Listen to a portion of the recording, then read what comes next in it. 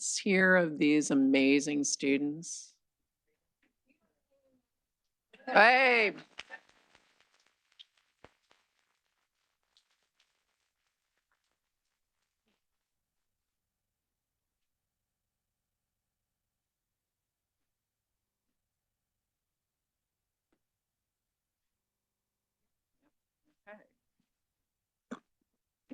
Hey, I am calling this meeting to order.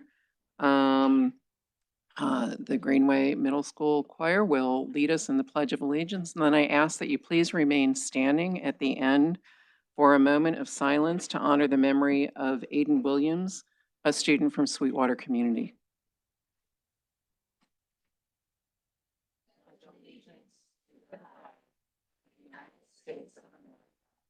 And to the republic which stands one nation under God, indivisible, with liberty and justice.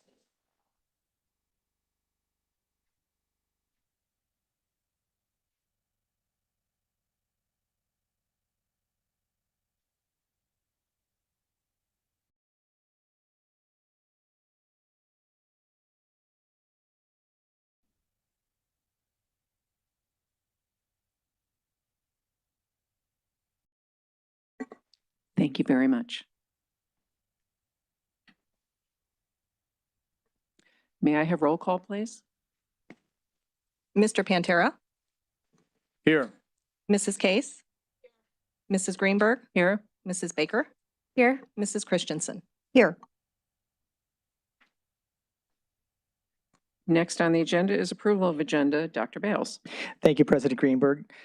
Items approved by consent will not come up for discussion during the meeting, but will be approved when the agenda is adopted. This is possible since members of the governing board receive the agenda along with backup materials at least 24 hours prior to the meeting and have had time to review and consider all items. Prior to the agenda being adopted, members of the governing board may ask that an item be removed from the consent agenda and brought to the floor for discussion at the appropriate place on the agenda.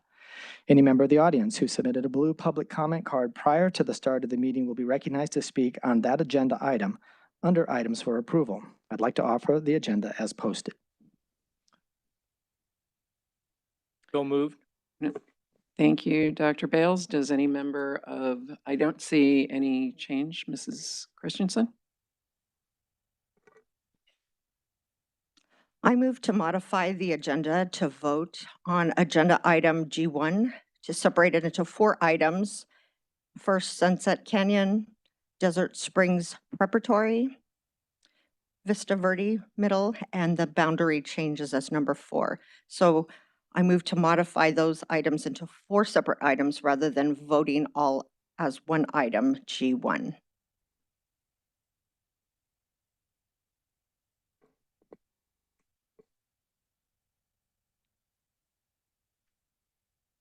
Okay, so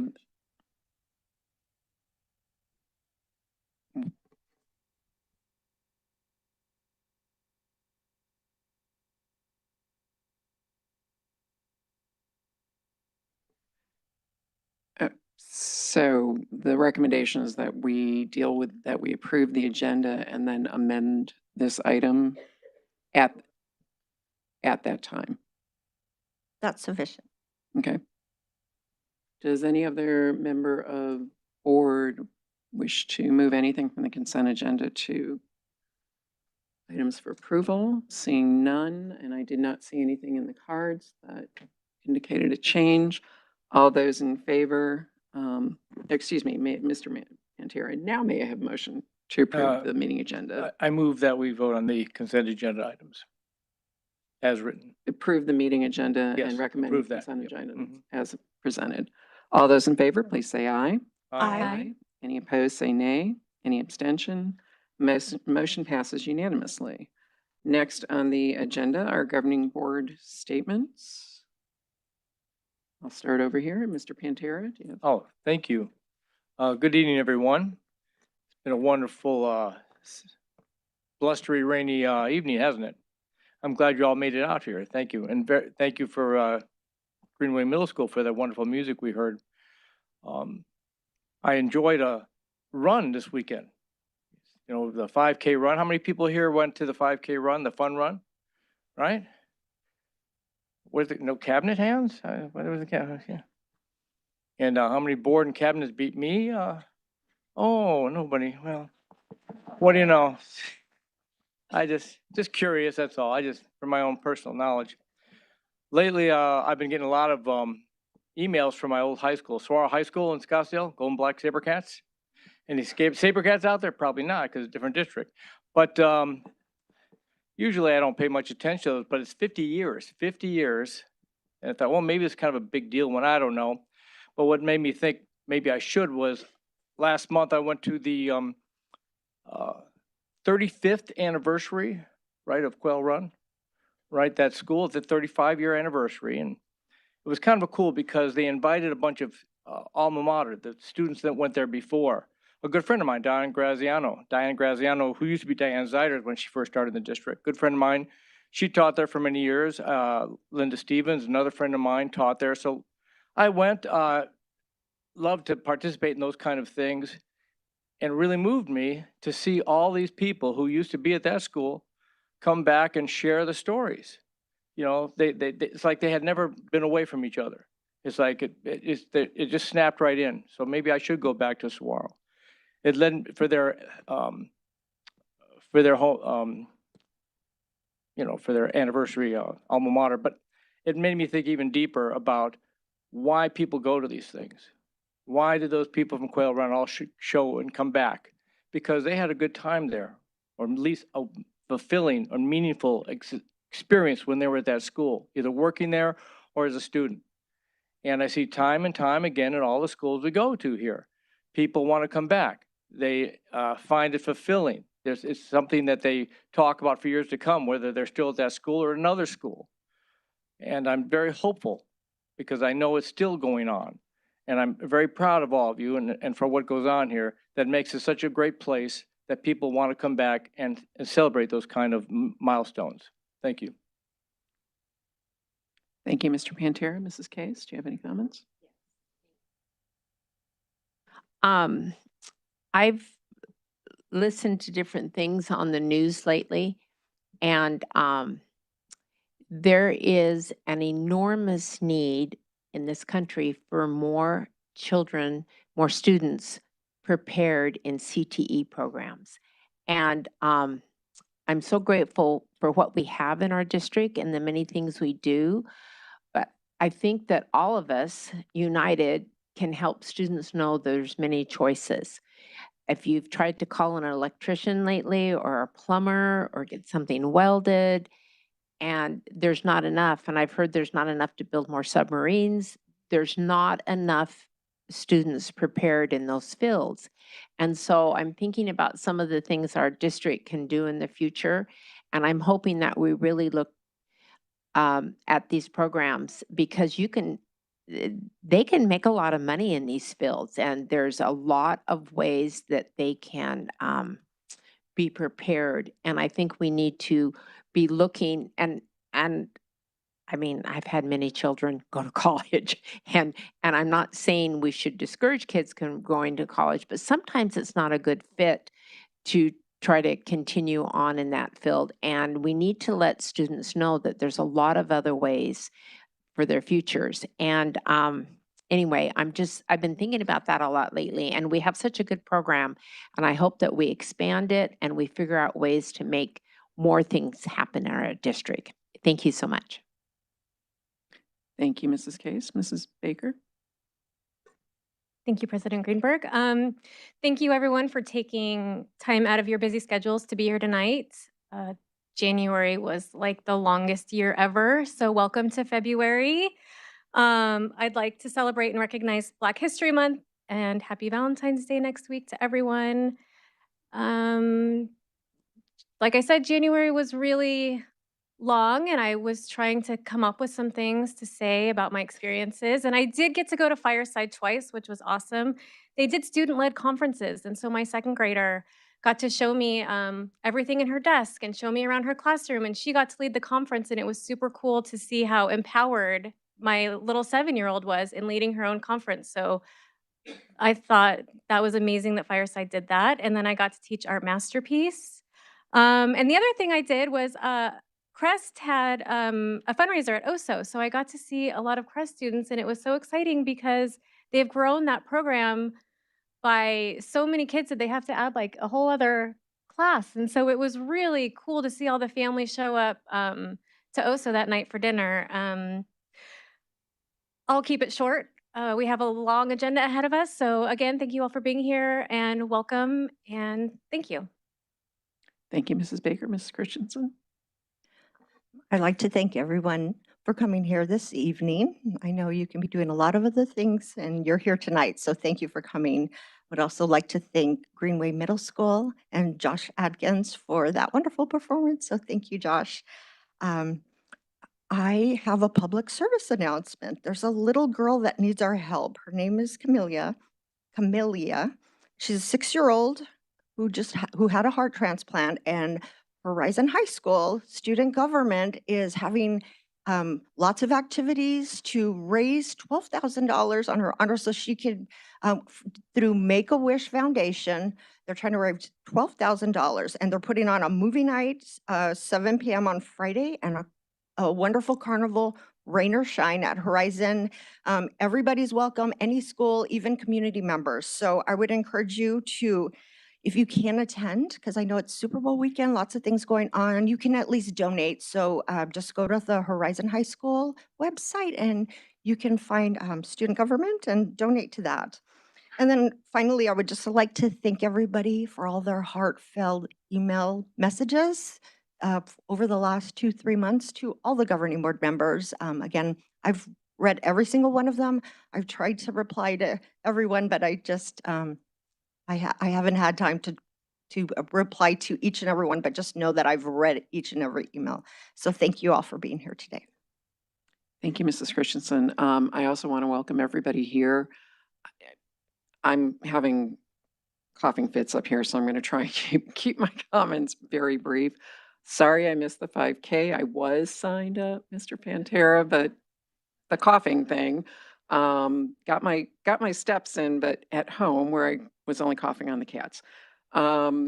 So anyway, we do have a lot on the agenda. So I just, again, want to thank everybody for being here. And we will go to the next item, which is awards and recognitions. Dr. Bales. Thank you, President Greenberg. It's always a pleasure to highlight students and staff for awards and recognitions. And tonight, Mr. Droege will MC the honors. So at this time, I'd like to invite the governing board to join me in front of the dais.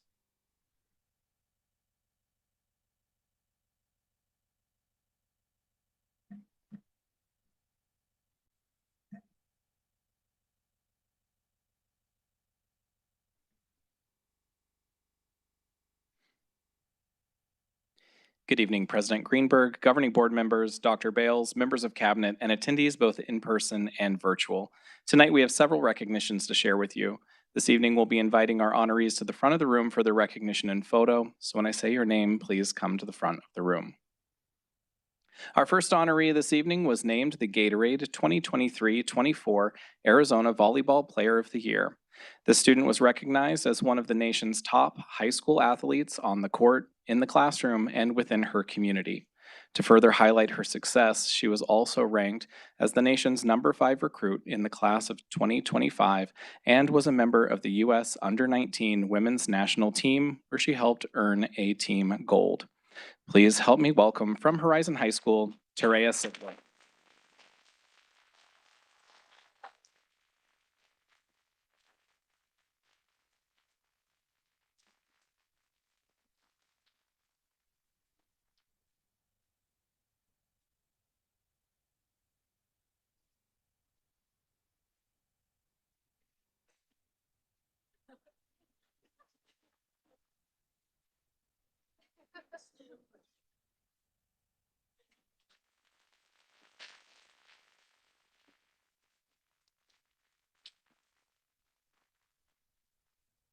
Our next honorees were recipients of the highly coveted U.S. Presidential Scholars Award. Out of the 5 recipients in the state of Arizona, 3 of them were Crest students from Paradise Valley High School. The students were recognized for their academic excellence, leadership, and community service. Please put your hands together for, from Paradise Valley High School, James Campos.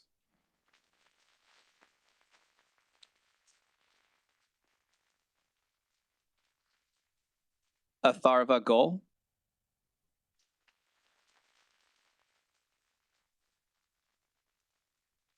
Ashtha Mittal.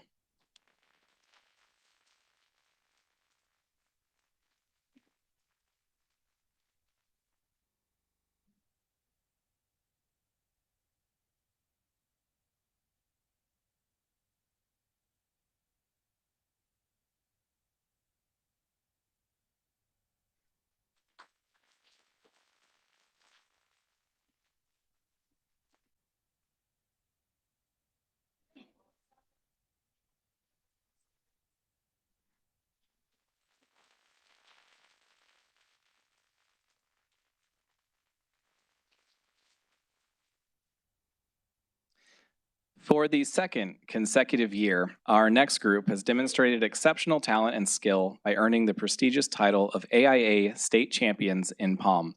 Their flawless synchronization, artistic choreography, and dedication have led them to another impressive victory.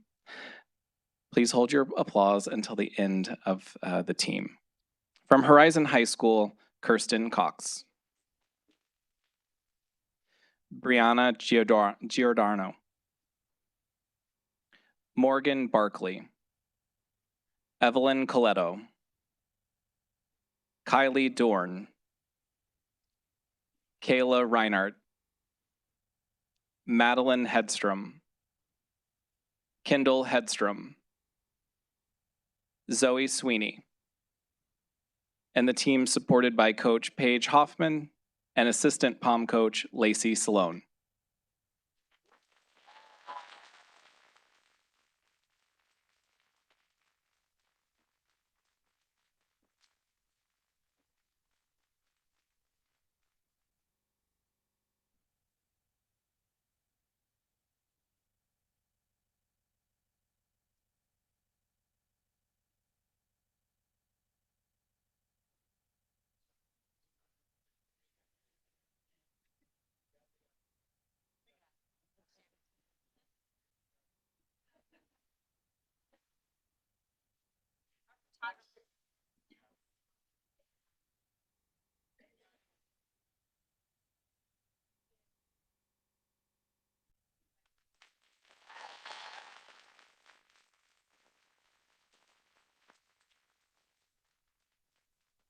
Our next honoree is the recipient of the American School Counselor Association Rising Star of the Year Award. This award recognizes members who are new to the field and are making a difference within their school. The recipient must demonstrate exceptional growth, commitment, and leadership. Help me welcome to the front of the room from Paradise Valley High School, Mariah Reed Brown.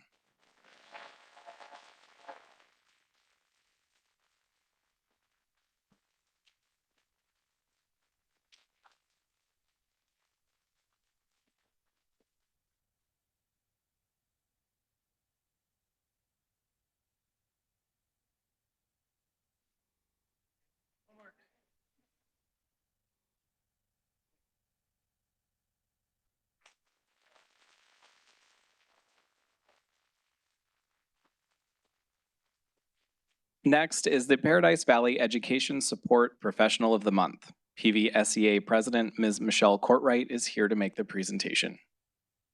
President Greenberg, Governing Board, Dr. Bales, and Cabinet, this is one of the highlights of what I do, is to be able to recognize an amazing staff member. And this month, we are doing an IA, an instructional assistant, who works at Desert Shadows Elementary in our Sun Kids preschool program, and it's Kim Padilla.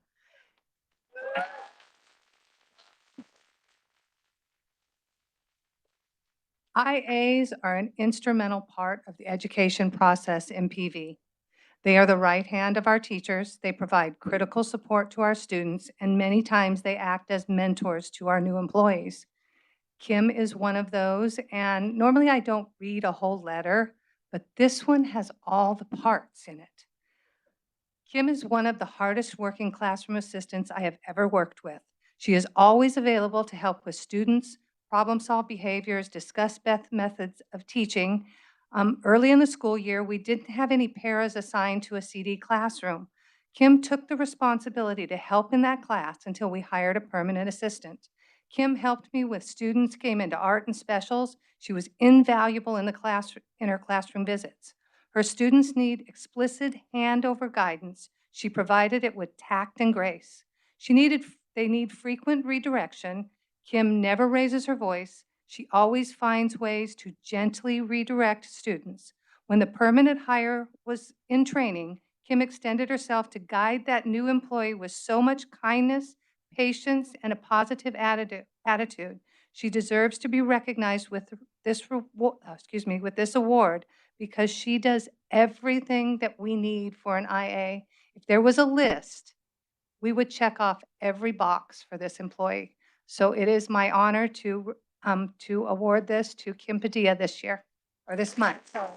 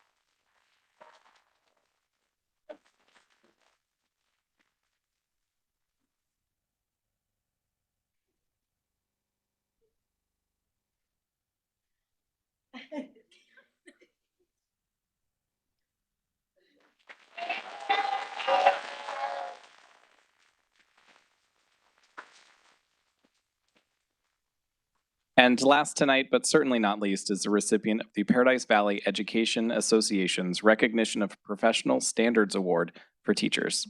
The honoree will be introduced this evening by Ms. Diane Siekman, PVEA President.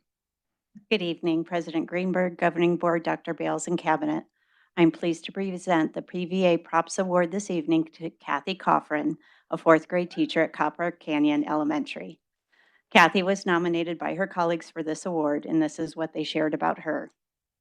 Kathy Coffrin is a fantastic teacher. She flies under the radar a lot, but she packs an incredible punch when it comes to educating kids. When I look at our school scores, hers are always the one to beat. Students are learning in her classroom, and she truly cares about her students. I find it is a great mark of a great teacher when my sixth grade students, unprompted, start talking about Mrs. Coffrin and how much effort she puts into their education. Students say things like, "I was terrible at math until Mrs. Coffrin. She never gave up on me." Or, "I love Mrs. Coffrin. She really cared about me and my learning." Kathy is an amazing educator and makes a stellar contribution to this profession. I'm thrilled to present the PVA Props Award for February to my colleague, Kathy Coffrin.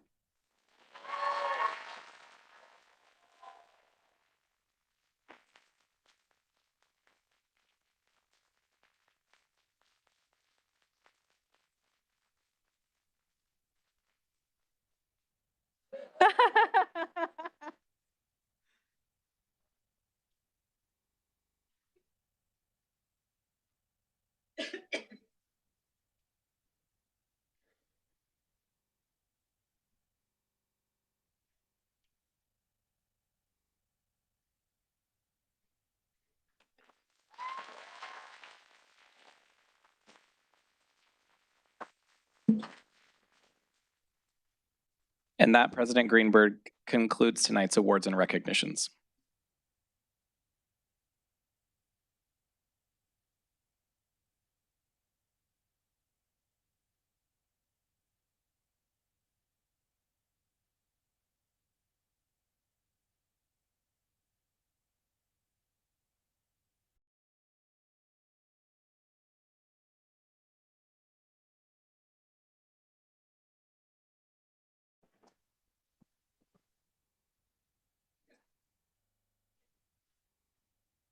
Thank you again to everybody who was here. Congratulations again to all that we recognized.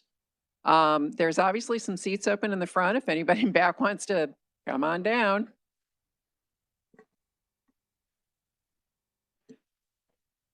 And next on our agenda is superintendent comments. I will send it over to Dr. Bales in a moment.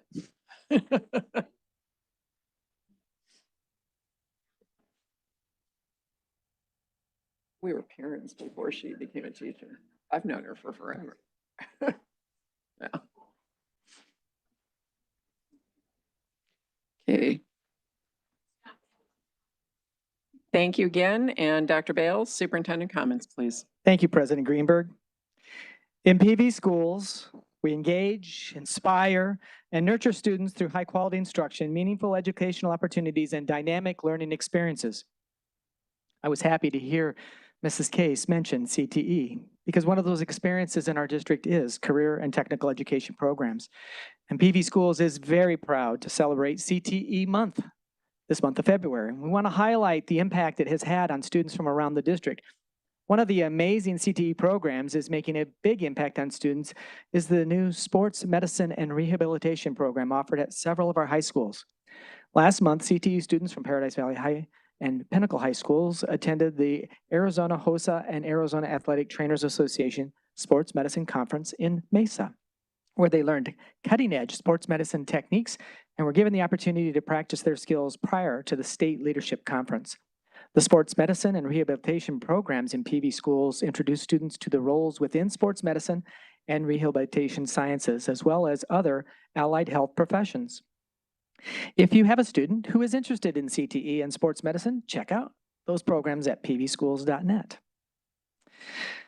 Next, we'd like to congratulate Athua Mittal. Even this name was mentioned earlier as a presidential scholar, and from Paradise Valley High School, as well as Ava Usher from Pinnacle High School, for being selected as semi-finalists for the very prestigious Flynn Scholarship Award. The Flynn Scholarship is one of the most prestigious scholarships at the state level and offers comprehensive financial support to the brightest students in Arizona. Out of over 1,000 applicants, these two stood out as exemplary candidates demonstrating not only academic excellence, but also exceptional leadership capabilities and community involvement. This significant achievement shows their hard work, dedication, and commitment to their education. Their success serves as an inspiration for their peers. Congratulations, these two students. I think they both left, but if not, would they give them a round of applause anyway?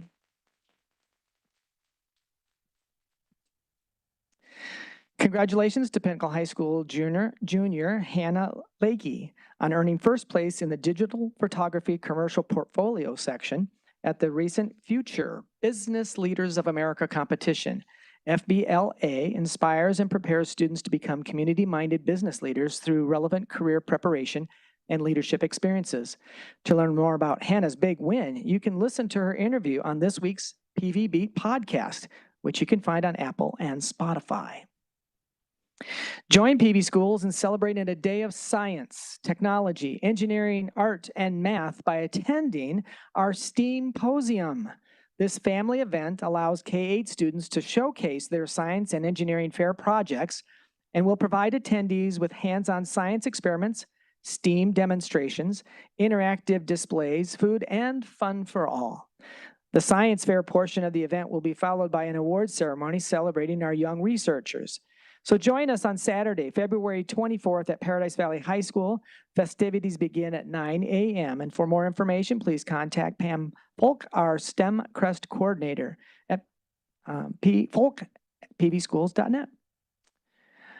Today, I also had the honor of attending the Arizona School Public Relations Association Awards Luncheon, and where our Marcom team was honored with 4 impressive awards. Awards of Excellence, a top honor in the newsletter, podcast, and video categories. The team also earned an award of merit for photography. Congratulations to our Marcom team for representing the district at the state level so well. To hear how our award-winning podcast, search for PV Beat, one word, on Apple Podcasts or Spotify. Lastly, tonight, I want to highlight the importance of social media and one of the many ways we are marketing the district. Likes, comments, and shares do wonders for helping us promote the many achievements and honors of our students and staff. By simply liking, commenting on, or sharing a post, you are helping us use the social media algorithms to our benefit. As our marketing and communications director put it, think of this way. When making a purchase on Amazon, it's likely that a shopper will read the product description to ensure they are looking at the right product, but their decision to purchase most likely comes after the shopper has looked at reviews. In our case, the district marketing efforts act as a product description, and the endorsements of our community through likes, comments, and shares act as the reviews. So remember to support student success by liking, commenting, and sharing the many journeys of excellence on social media platform of your choice. It really does make a difference. And those are my comments for tonight. Thank you very much, Dr. Bales. Next on the agenda is G1, items for approval, and I will turn it back over to you. Thank you, President Greenberg, governing board members, cabinet, and guests. Tonight, we present for consideration and approval to 1, close the following school campuses effective July 1st, 2024 pursuant to its authority under ARS 15-34132. Sunset Canyon Elementary School, Desert Springs Preparatory Elementary School, and Vista Verde Middle School effective for the 24-25 school year. And 2, to approve boundary changes as presented pursuant to its authority under ARS 15-34137 as follows. Consolidate Sunset Canyon Elementary School with Eagle Ridge Elementary School. Consolidate Desert Springs Preparatory Elementary School with North Ranch Elementary School, Liberty Elementary School, and Desert Shadows Elementary School. Consolidate Vista Verde Middle School with Greenway Middle School and Sunrise Middle School. And redraw the boundaries of the northeast portion of Greenway Middle School to Sunrise Middle School and the southeast portion of Greenway Middle School to Shea Middle School. Redraw the boundaries of the northeast portion of Desert Trails Elementary School to Pinnacle Peak Preparatory School, and redraw the boundaries of the southeast portion of Desert Trails Elementary School to Grayhawk Elementary, effective for the 24-25 school year. Over the last several weeks, we've been in the community share to listen and consider a broader range of stakeholders' input through the open community forums and most recent public hearing. The consideration of closing schools is always an emotional factor first. How it will impact our students, our teachers, and our community are powerful factors to consider. When we share the challenges of declining enrollment and lack of state funding, I hear from parents and teachers, and they say to me, I get it, but I don't like it. When we review the enrollments of small schools that have 13 and 14 students in 2 kindergarten classrooms, and try to explain how that becomes one section of first grade, maybe 27, I hear from parents and teachers and they say, I get it, but I don't like it. And when we review larger schools of 3 kindergarten classrooms averaging 21 or 22 students, and how that rolls into 3 first grade classrooms of 21 or 22 students, demonstrating that small schools do not maximize our limited resources as well as larger schools. I hear from parents and teachers and they say, I get it, but I don't like it. And when we review promoted enrollments and predict one section at a grade level for multiple grade levels, we have to consider how efficient are we with our limited resources. And as we've shared the challenges of choice, public versus charter versus private, smaller cohorts, dropout birth rates, fewer children per household, having children later in life, or the lack of affordable housing. Parents, teachers, and community members say to me, I get it, but I don't like it. And so it is with a heavy heart that we present these recommendations tonight. And to continue with the presentation, Ms. Berrigan and Dr. Jarris. Thank you, Dr. Bales, President Greenberg, and Governing Board. Just waiting for the presentation. There we go. I'm sorry, can I point of order maybe, President Greenberg? There's a light shining me right in the face. Thank you. Okay. So just to start, and I know we shared this information with you as the board on the January 23rd public hearing, but we want to make sure we go through all of this again and have everything solidified in your mind before you make a decision this evening. I can't read it when it's that small.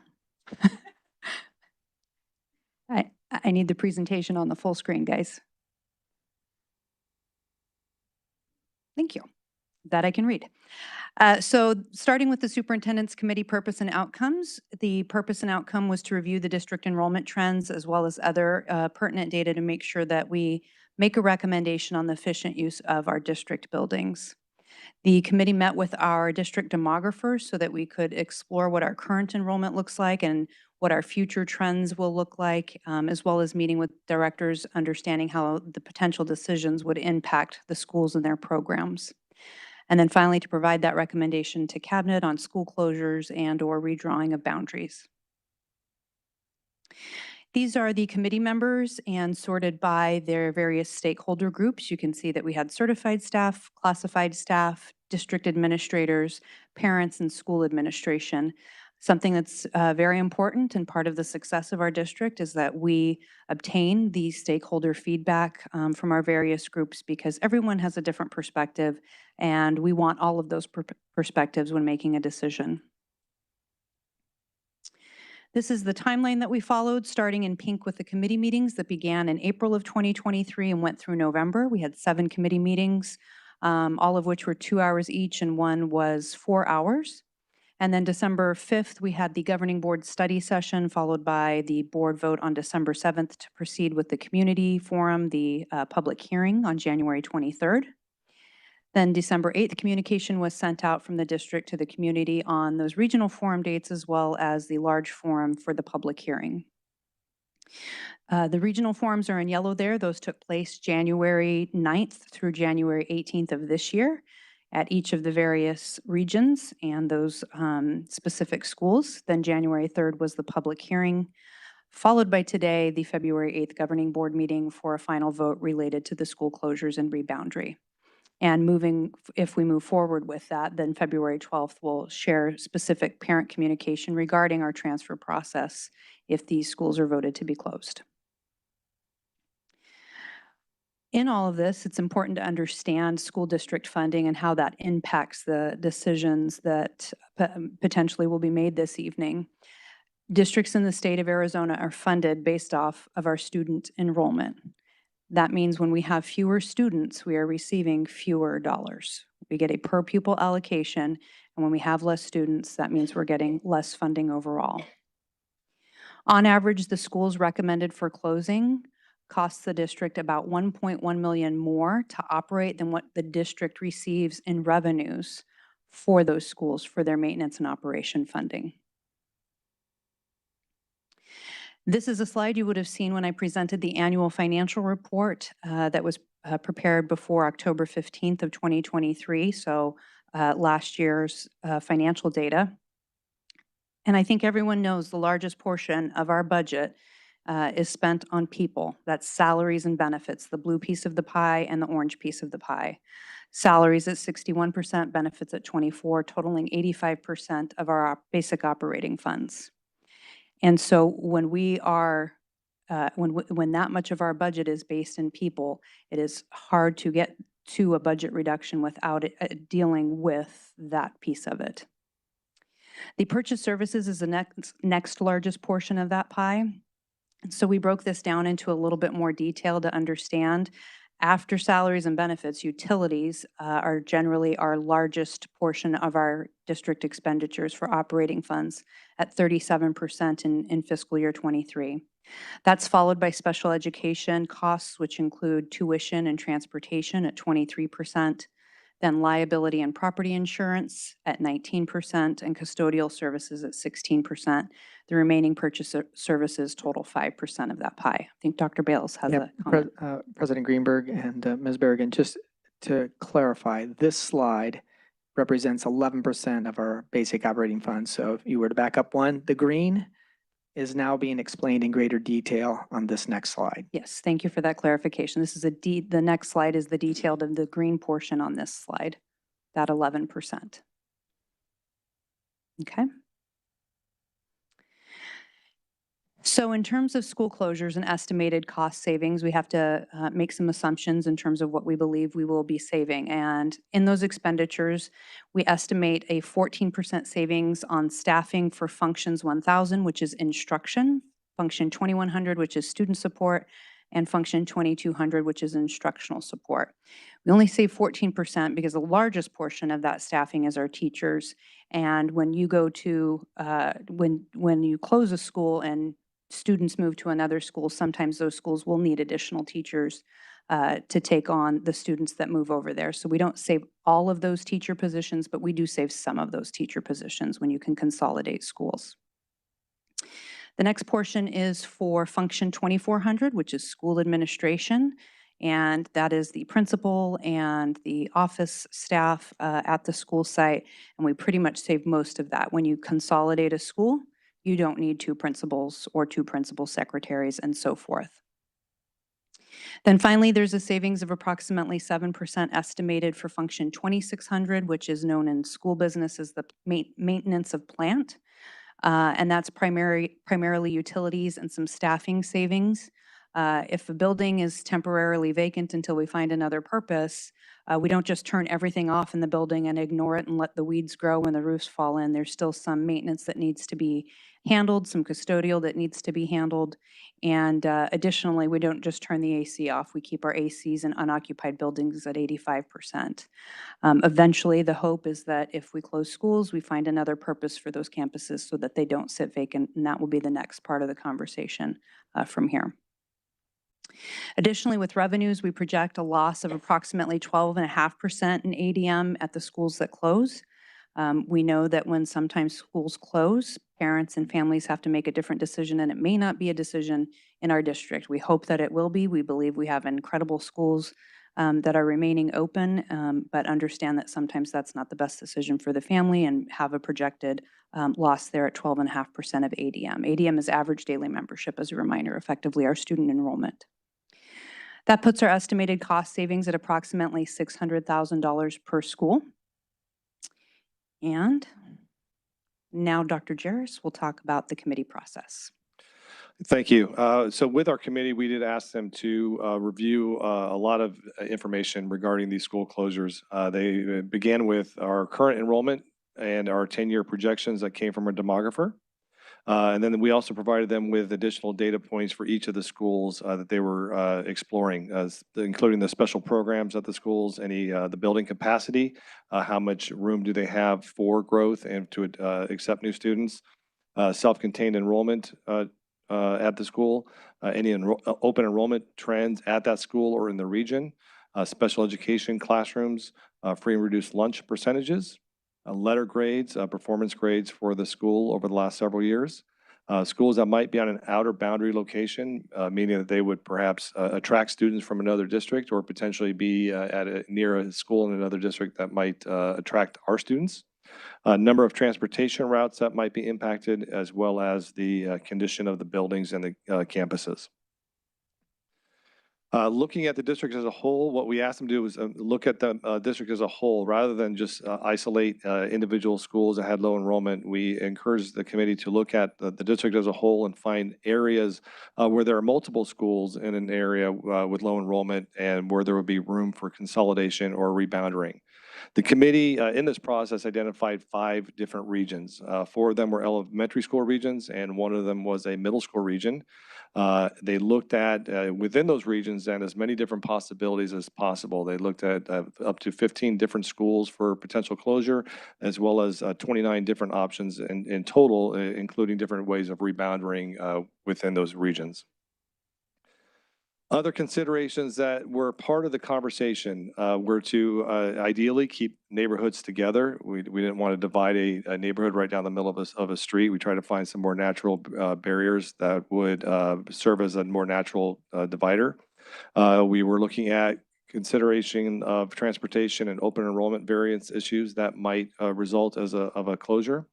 Again, looking at special education programs and the limited number of resources that we have to support those programs, as well as the school as a whole, in particular our buses and drivers that we need to get students to school. And then also just distance to school through a variety of different ways. Are there major intersections? Are there safe routes for students to get to school? How long might they be on the bus? And then also looking at forward thinking. We've done this process before. It is not a pleasant process, and so we wanted to look at some solutions that might have a longer lasting impact that would minimize the chance that we might have to be having this conversation in the near future. And then also trying to balance school enrollment to close one school and combine it at another school, but leave a third school still with 350 students was not really ideal either. So they're looking at trying to create balance within that region. And again, looking at trends of open enrollment in the district and how our open enrollment trends seem to travel. So looking at the data that was shared, beginning with our overall enrollment, you can see here that in 2018 and 19, we had just short of 30,000 students. And this year we have 25,840 students, showing us a 13% decline.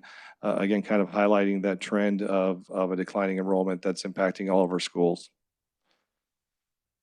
One of the important factors to consider and look at with this enrollment is the impact that our promoted enrollment is having. When we graduate a certain number of seniors each year, if we don't replace that number of students with incoming kindergarten, we're automatically going to be at a deficit. And you can see that at the end of 2022, 2023, we graduated, or we had 2,493 seniors, and we ended up with 1,754 kindergarten students coming in the following year. So we were automatically at a deficit. And you can see that this trend has been in place over the last several years, resulting in a lot of the decline that we've seen in enrollment.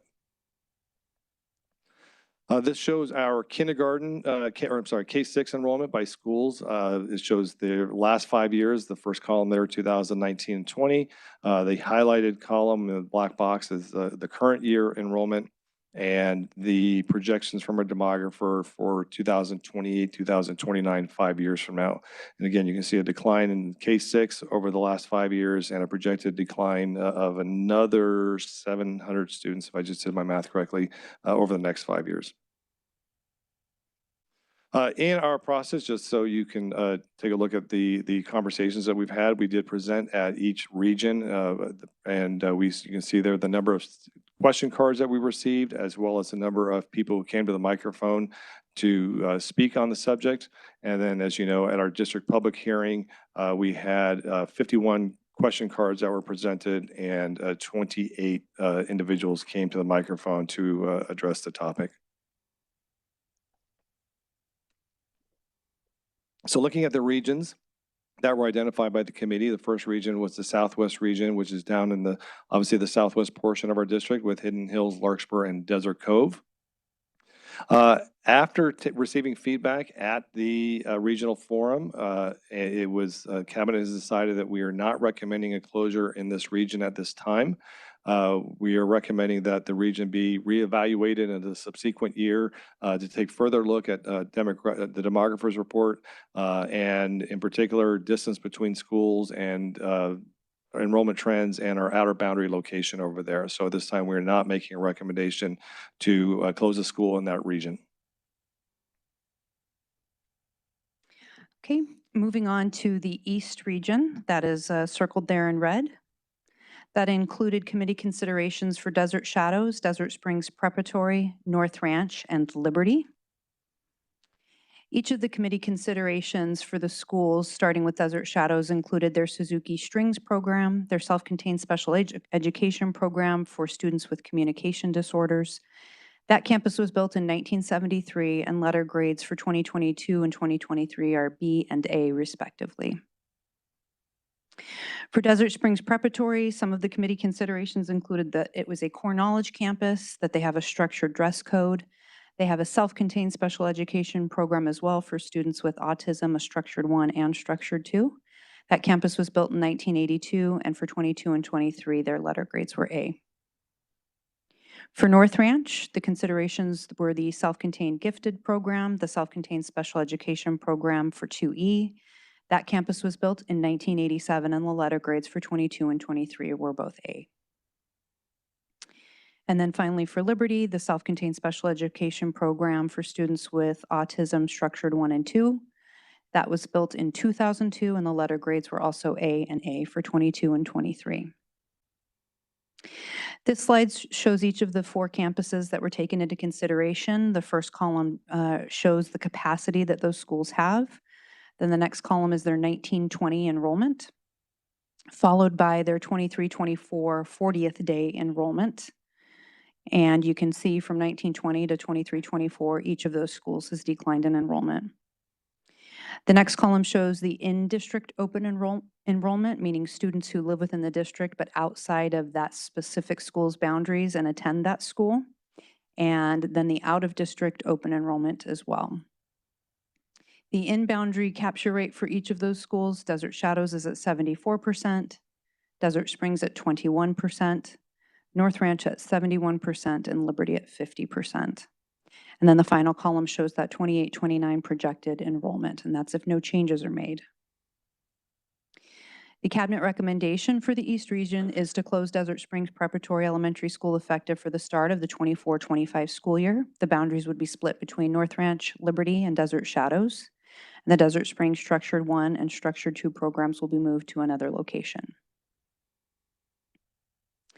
This is what that will do to the projected enrollment for 23-24 if we were using the current year numbers. In that middle column, North Ranch would go to 588 in enrollment, Liberty to 545, and Desert Shadows to 520, evening out those enrollments at each of those campuses respectively. With Desert Springs, the campus does have some needs and challenges, and additionally, it would help with the increase in enrollment at North Ranch, Liberty, and Desert Shadows. This is a map of what the changes would look like. The northern portion of Desert Springs, north of the canal that's in green, would come down to North Ranch that's in pink. You can see the red arrow pointing down. The small triangle that is in yellow off to the east, that's currently actually Sonoran Sky, and keeping them on this side of that road, we would put them at North Ranch as well. And then the southern portion of Desert Springs, that's between Greenway Road and Bell Road, and between 56th Street and Tatum, would also go to North Ranch. The portion below Greenway Road and above Thunderbird would go to Liberty Elementary School in yellow. And then the portion of Desert Springs that is below Thunderbird and currently east of 64th Street would go to Desert Shadows. Moving on to the middle school region, our 7th and 8th grade enrollment by school for actual and projected is reflected on this slide, similarly to the elementary schools that we saw. In the black box is the current 23-24 enrollment, and then the projections moving forward through 28-29. And again, we can see that since 1920, we have had about a 900 student decline in our middle schools. So the middle school regions we considered included Vista Verde, Greenway, and Sunrise. And for Greenway, the committee took into considerations their AVID program. The campus was built in 1988, and their letter grades for 22 and 23 were C for both years.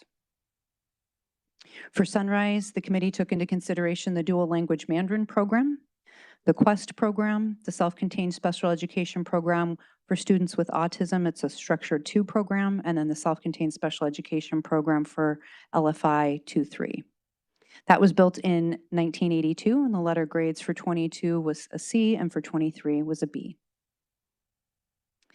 Then for Vista Verde's committee considerations, they also have the AVID program. That campus was built in 1989, and the letter grades for 22 and 23 were C. For that middle school region, we see that similar chart that shows first capacity, then what their 1920 enrollment looked like, followed by their 23-24 40th day enrollment, and we see a decline again in each of those campuses. The next column shows the in-district open enrollment, followed by the out-of-district open enrollment. That in-boundary capture rate for Greenway is at 58%, Sunrise at 40%, Vista Verde at 59%. and then what the projected enrollment would look like in 28-29. The cabinet recommendation here is to close Vista Verde Middle School effective for the start of the 24-25 school year. This will split the Vista Verde boundaries between Greenway and Sunrise. The Greenway Middle School boundaries will be redrawn and a portion of the current boundaries will be sent to Sunrise. And then Indian Bend boundaries that currently attend Greenway will be sent to Shea Middle School. On a map, what that looks like is Sunrise is that portion that's a kind of a bluish purple color. And between Bell Road and Union Hills, between 7th Avenue and 32nd Street, that portion is what would be re-boundaried to Greenway down below in the yellow. The portion of Sunrise that is east of 32nd Street and north of Bell Road would go to Sunrise. The portion in yellow of Greenway that is between Greenway and Bell Road and 32nd Street and 40th Street in yellow, that would go over to Sunrise as well. And then that southern portion that's between Greenway and Sweetwater and 40th Street and 32nd Street would be reboundaried to Shea. For the middle school region, again, we have what the 23-24 40th day enrollment looks like, and then the next column is the projected enrollment with the proposed changes, and we can see again, we can increase the enrollment at each of those 3 campuses and even those out. It creates more centralized boundaries for Greenway and Sunrise. There's no impact to the special programs and no additional routes for transportation expected at this time.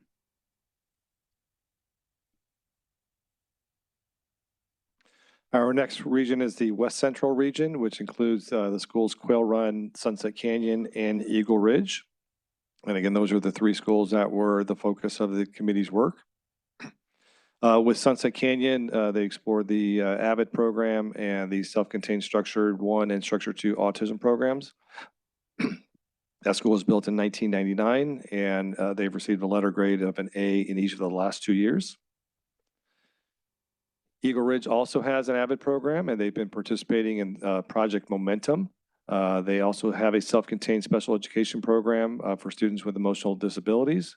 The school was built in 1985, and they've also received letter grades of an A in each of the last 2 years. And Quail Run is the home to the district's International Baccalaureate program. They have also started a self-contained special education program for Structured 1 autism. It was built in 1987, and they've also received letter grades in each of the last 2 years of an A.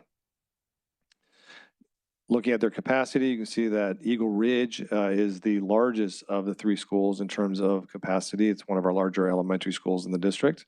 Current enrollment 406 at Sunset Canyon, 406 at Eagle Ridge, and 658 at Quail Run. The 40th, you can see the 40th day, that was in 2019, 2020, I'm sorry.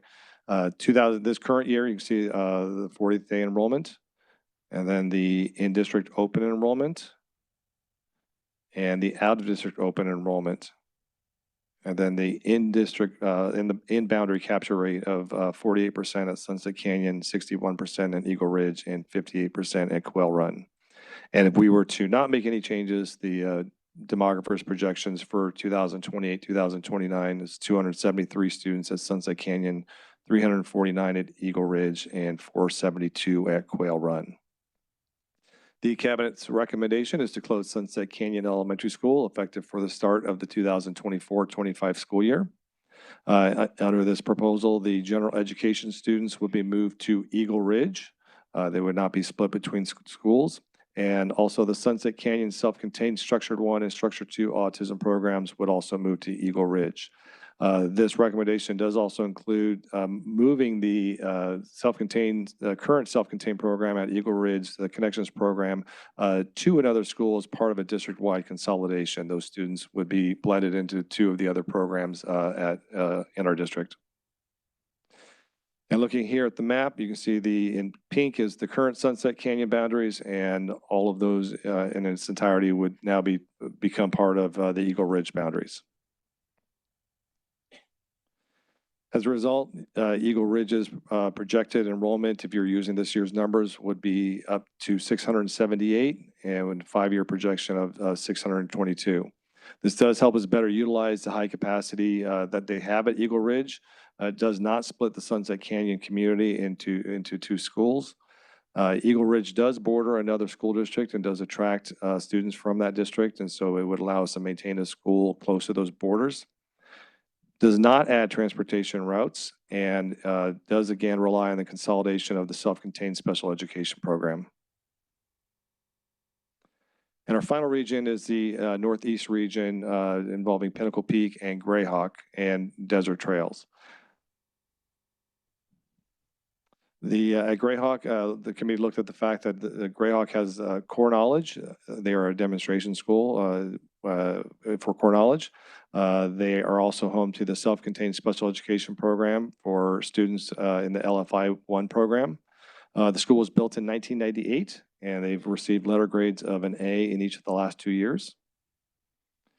Pinnacle Peak Preparatory is our district's only K-8 school, and they are also home to a core knowledge program. The school was built in 2002, and they've also received letter grades of an A in each of the last 2 years. And Desert Trails has a self-contained gifted program. They also have the self-contained special education program for LFI 2-3. The school was built in 1997, and they've received letter grades of an A in each of the last 2 years. Looking at their numbers, the capacity, they all are in similar ranges. Desert Trails has the capacity for 739, Grayhawk for 659, and Pinnacle Peak Prep for 744. See the change in enrollment over the last, since 2019, 2020, Desert Trails being in the Desert Ridge area has seen an increase in that time. You can see the decline in enrollment at Grayhawk and Pinnacle Peak Prep. Again, looking at the in-district open enrollment, Desert Trails has 193 students on open enrollment. Grayhawk has 96 and Pinnacle Peak has 40. You can see the out-of-district open enrollment has 60 at Desert Trails, 94 at Grayhawk, and 113 at Pinnacle Peak Prep. And the in-boundary rates are there at 69%, 88%, and 78%. And again, if we were to not make any changes to these boundaries in 5 years with the growth that's happening in the Desert Ridge area, we would see Desert Trails potentially at 813 students, and then Grayhawk at 362 and Pinnacle Peak Prep at 294.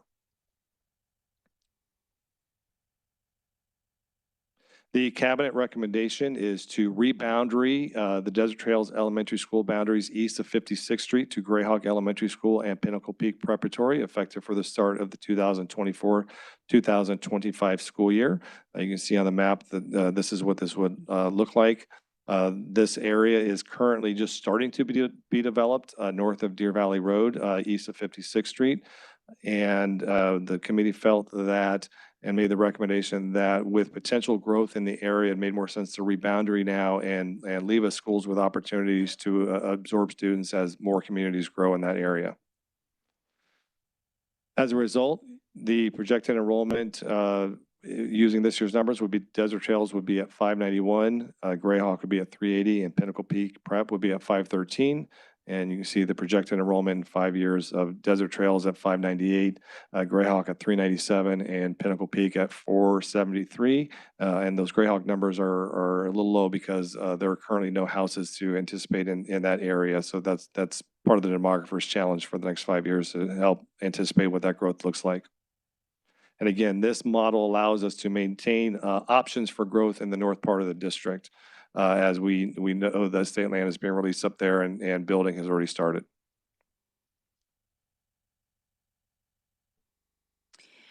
In terms of next steps, we'll look at bell times within the district along with transportation routes. Those tend to go hand in hand in terms of the fact that if we have too many bell time or too many schools on the same bell time, it does not work for our transportation department. We have to spread those out.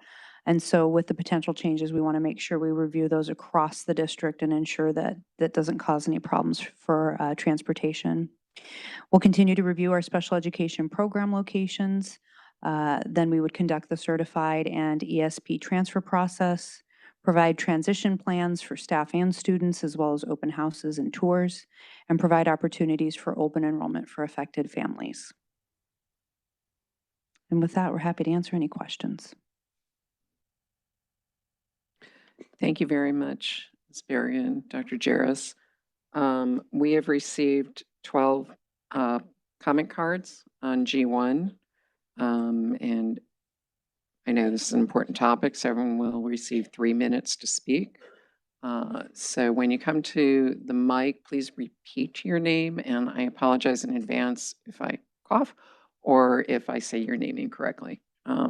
First will be Vanessa Bayasi, followed by Luxiri Coronado.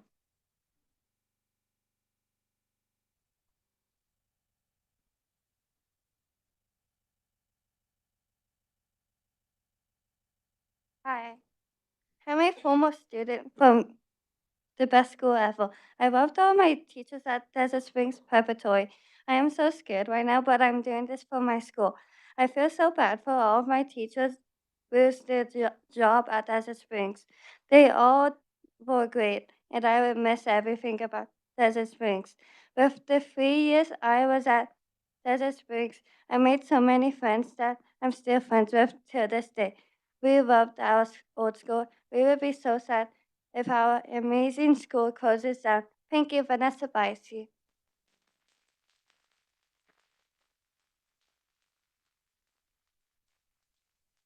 Thank you. Next is Luxiri, again, I apologize, Cornewell, and followed by Jennifer Ariza.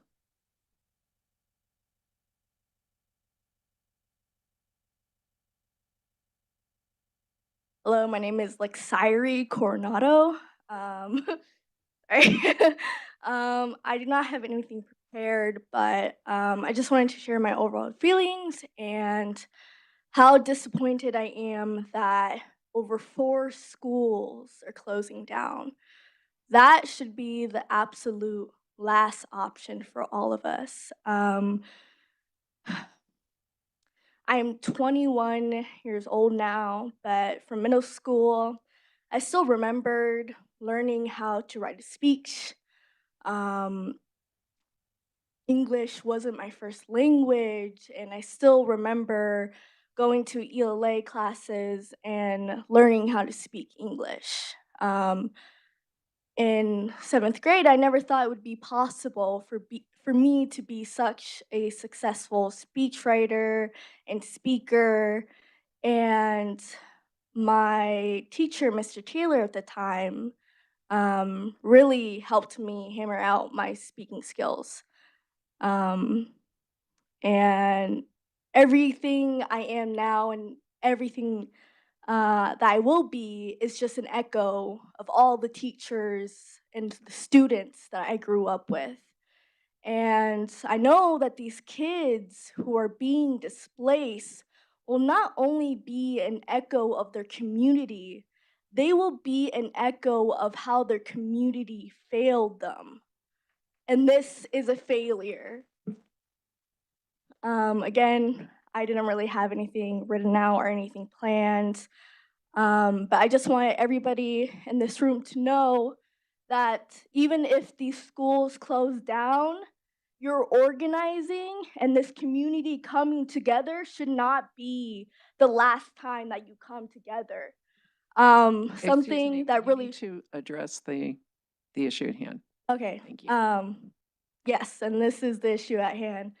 Something that really resonates with me is the people united will never be divided. And I just want everybody in this room to remember that even when these schools shut down, and shutting down schools isn't the option. We've shut down schools before and it never works. Okay, that's all I have. Thank you.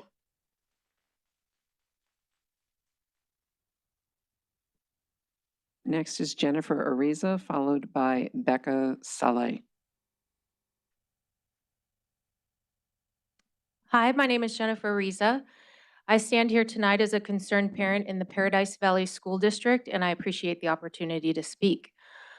I'm concerned that the board is even thinking about closing schools this year. I'm concerned because there were no public meetings about this until recently, and we were informed that a committee had been working on this for many months. I would also like to note that there was nothing available online in regards to what was happening to allow community input.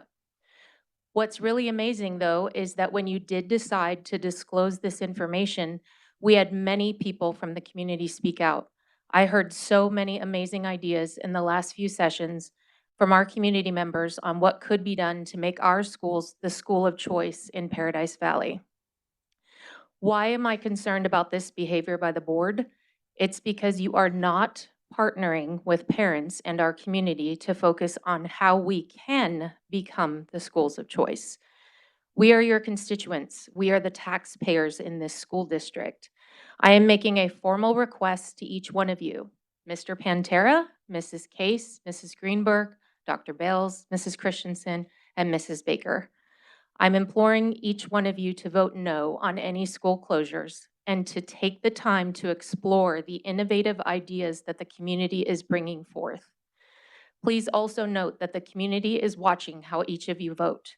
I want you to know that we no longer want board members who continue to work in secret and do not partner with our community. If you continue to ignore your constituents, we will be selecting another candidate for your seat, one who prioritizes working with our community to make PV schools the best choice for our children. Thank you.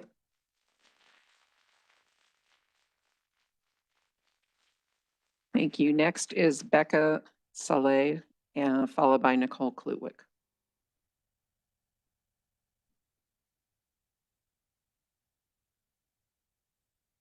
Good evening. In a strange way, I suppose it was good to have this quick and shady school closure process, is that our families, our kids, haven't had to sit with our emotions for a very long time.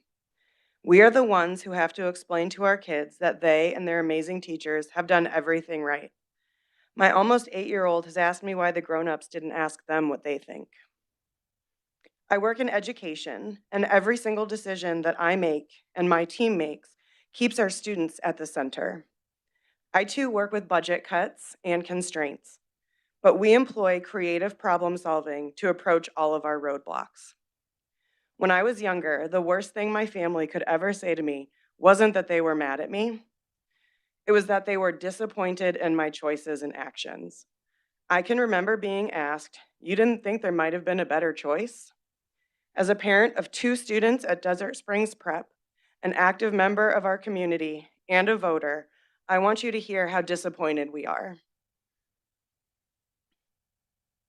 Not only are there better choices available to you, you didn't bother spending an impactful amount of time thinking creatively about how to not upend school communities.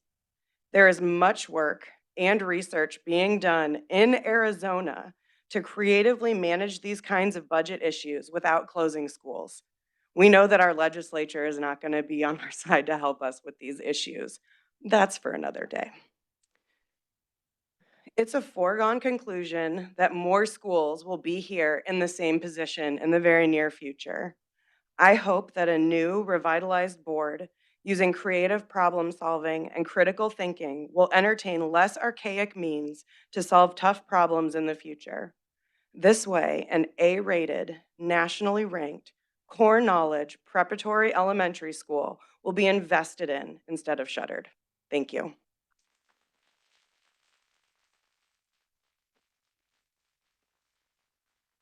Next is Nicole Klutwick, followed by Taylor Couch.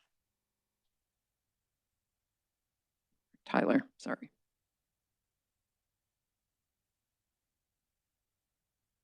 Hi, my name is Nicole Klutwick. I've spoken here before about open meeting law, and I just want to review a little bit about that. So the heart of, first of all, I want to say thank you for trying to be good stewards with taxpayer funds. That is very appreciated, but that's not the issue here. The issue here is whether or not the public was included in this decision-making process to be able to witness the deliberations. So the heart of open meeting law is that the public has a right to hear what the deliberations are when the board comes to a decision and votes. In this particular case, I know that you guys have said it's a superintendent's meeting, so it doesn't qualify. But a superintendent's meeting can only be private if it's under the authority of what the superintendent can do. So Bell's schedule, that's his, right? But but not closing schools. And we have that evidenced by the Arizona Attorney General's letter to Scottsdale telling them that their superintendent meeting for curriculum was illegal. It was not allowed. Obviously, if curriculum is not under the superintendent's jurisdiction, neither is school closure. I appreciate that you had open forums, but that's not when the deliberation took place. Evidenced by the lack of deliberation, we don't know why Hidden Hills was taken off the list. That was taken off the list. Someone deliberated on it. Somebody made the decision that it wouldn't be a recommendation, but nobody in this room that I know of knows why. That's not right. So you have an opportunity here to go back to the table, to redeliberate in public where people can give their input. They might know things that you guys haven't thought of. It just really breaks my heart that there's the possibility that you guys would move forward knowing that there's a letter out to the Attorney General. As far as I know, has not opined on this. I know you guys had internal legal advice that said you could do this secret behind closed doors, don't tell anybody what's going on, superintendent meeting committee. But you must have doubt, otherwise you wouldn't have sent a letter to the Attorney General. And if you don't have an answer back from them, then there still must be doubt. So I don't understand why you would move forward at this moment, knowing that you might in a week or a month go, oops. It just doesn't seem fair to the public. So thank you for your time.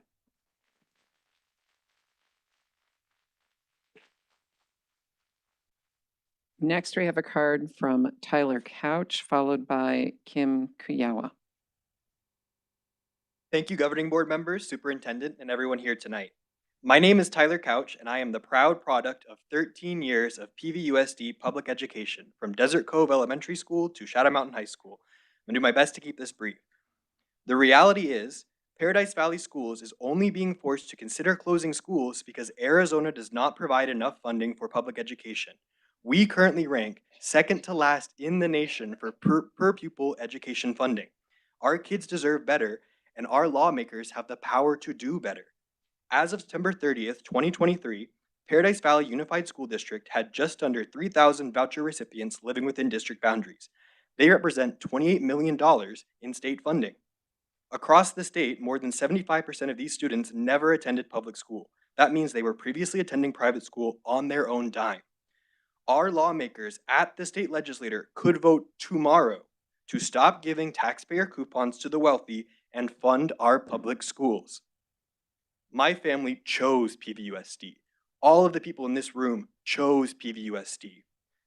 I urge you to contact your lawmakers and tell them to not take away your choice. Thank you.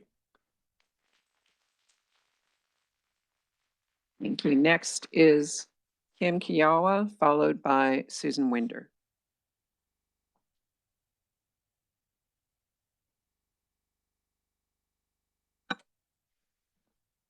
Hi, I apologize. I'm a little unprepared. I was supposed to coach football tonight, but it got rained out, so I was able to make it. I spoke at the high school, but was not able to finish because frankly, 3 minutes is not enough time to tell you why Desert Springs is great, let alone time to present all the reasons why it's a huge mistake to close 5 schools when students and teachers are just recovering from the impacts of COVID. So because of time restraints, I'll start where I was cut off at the high school meeting. I was saying how I lived in the Desert Springs area a few blocks from the school for 4 years, knowing nothing about the school while my oldest went to a charter school. The summer before his 4th grade year, our neighbors actually told me all about Desert Springs. And I was shocked to find out that our neighborhood school had everything I was looking for in my children's education. Desert Springs has a dress code, core knowledge curriculum, small student-teacher ratios, and lots of opportunity for parent involvement. I think this speaks volumes on why enrollment is down. Desert Springs is unique, and unless you tell people, they will never know this. Just a simple flyer in the mail for the residents could have had me enrolled 4 years sooner. Fast forward till now, we love our school. My children are thriving there. They love that they can ride their bikes to school, and the bike rack there is always full. I understand your predicament, but feel that you are making a huge mistake. maybe keep the discussion open and give us the opportunity to work together as a community to increase enrollment for you. And if numbers continue to decline, then I would understand your need to proceed with this. But I strongly feel that if people actually knew how unique and amazing our school was, enrollment would increase. I would also like to point out that living in the neighborhood, I can tell you firsthand that tons of my neighbors have preschool aged kids or new babies. I also think it merits mentioning that you think you'll be saving money because everyone will just transfer to another PV school. But everyone I've talked to is choosing to homeschool or put their kids in a charter school or leaving the school district because you can't expect to close a school with so many distinctive characteristics uncommon to the average public school and expect parents to follow your recommendation. Had you picked one of your standard public schools to close, then yes, people would probably not be pleased, but would adjust. But this isn't the case. I'd also like to present to you, if I can, um, my children and I took a petition around our neighborhood, and we have like 9, I think, pages of signatures.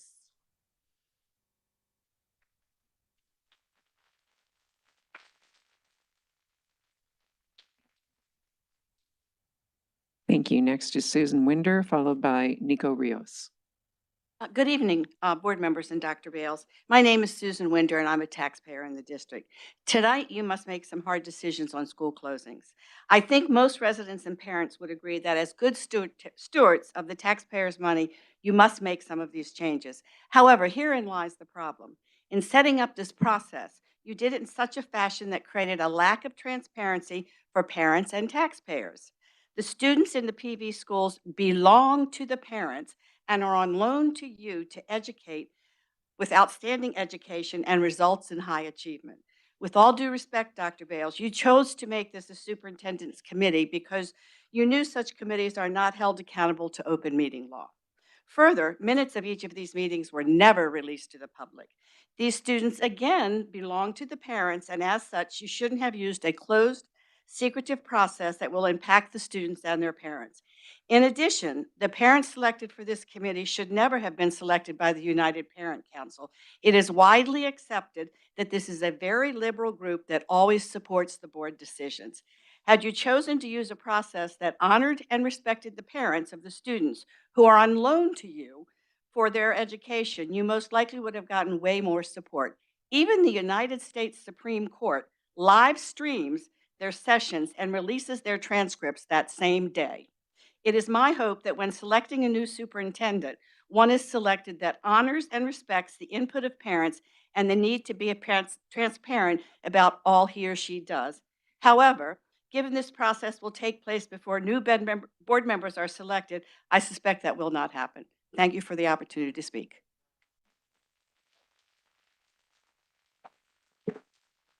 Next is Nico Rios, followed by Alyssa Romero.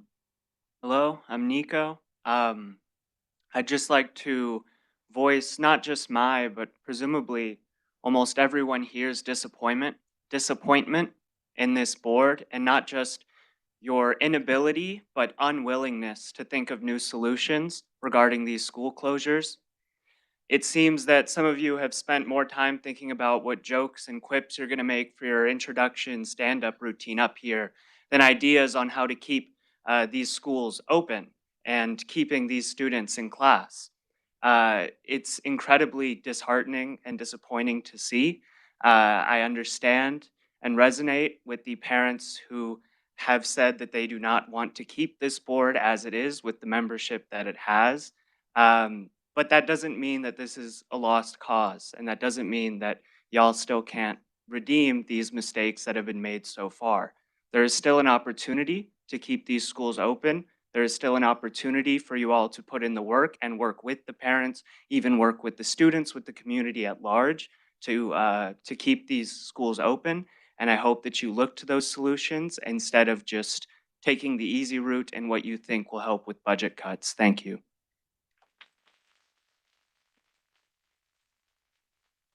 Thank you. Next is Alyssa Romero, followed by Mary Beth Senecal, and I apologize if I'm mispronouncing.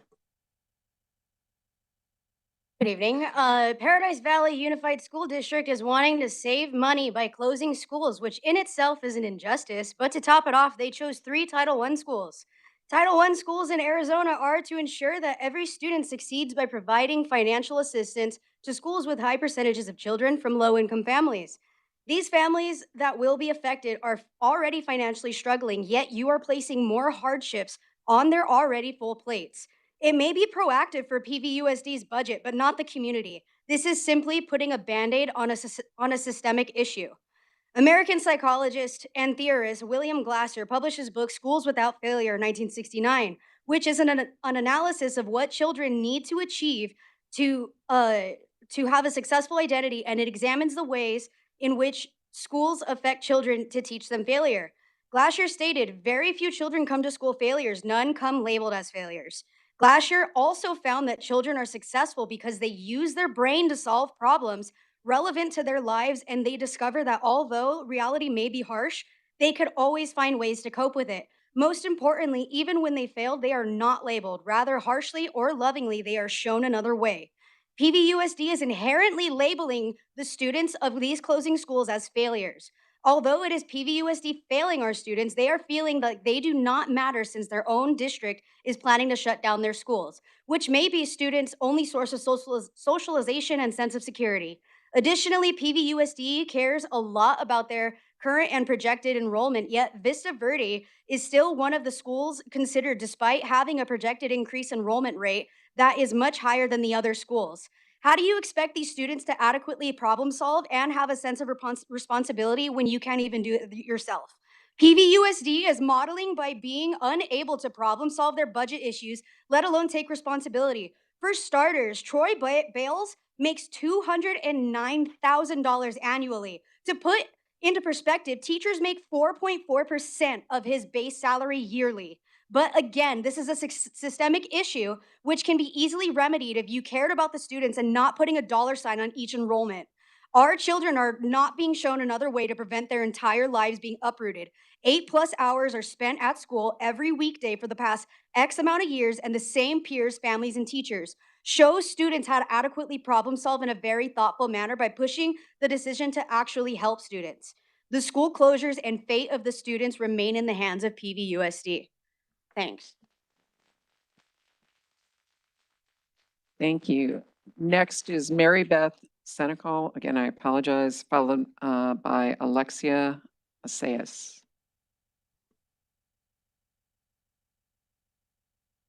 You were close. Thank you.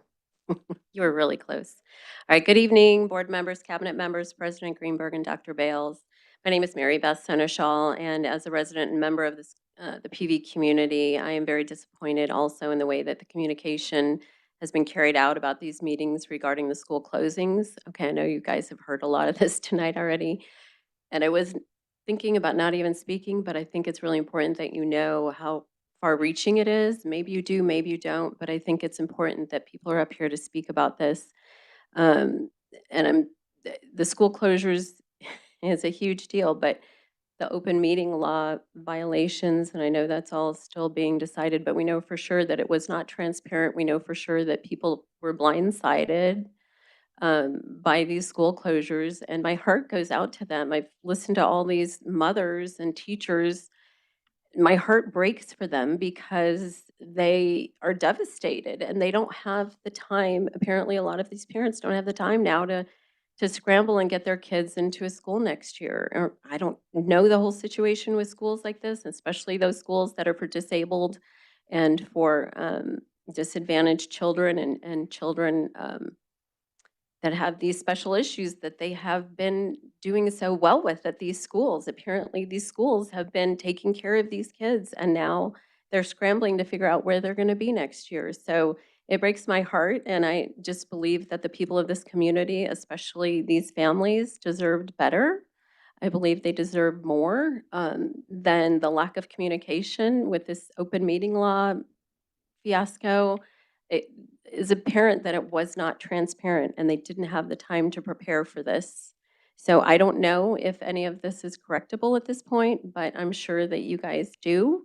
And it is my sincere hope that if there is a path for correcting this, that you would please take it. Thank you. Thank you. And the final card is Alexia, and I don't know if I say this. Please correct me. Hi, yes, it's Alexia Isais. Um, Hello, yes, I'm back. I've been here for a few times. I'm a teacher at Vista Verde Middle School. I am also a former Jaguar from Vista Verde Middle School. I graduated 2018 from North Canyon High School, so I've been in this district for a long time. A community member as well, with my sister going to Vista Verde Middle School and my brother going to North Canyon High School. Growing up in this community, growing up in Paradise Valley Unified, a lot of what I thought was, in the hands of adults that had my best interest at heart is now kind of being shown to me as something that's not quite true. And I feel like I did all this work. I did everything that the district wanted me to do, as a portrait of a graduate says that I'm supposed to do. I come back, I teach at the school that I come from, and it's shutting down.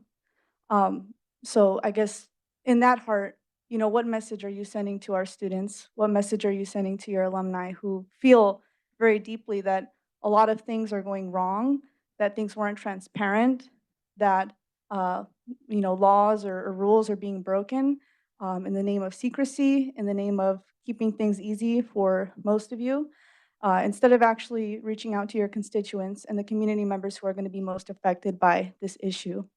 Um, I would like to ask you today to vote no on closing Vista Verde Middle School and the 3 other proposed schools. I ask that you postpone this decision as it is a premature, short-sighted vision that leaves out my Title I students.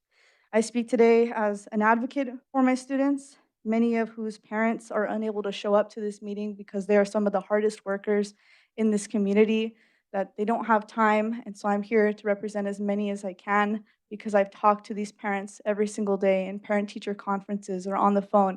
And I hear parents that want advocates, that want you guys to be advocates for them and their community as well. I am also speaking for the underserved communities that represent most of Vista Verde, such as its largely Latino population and a decent size of African American and low-income community students.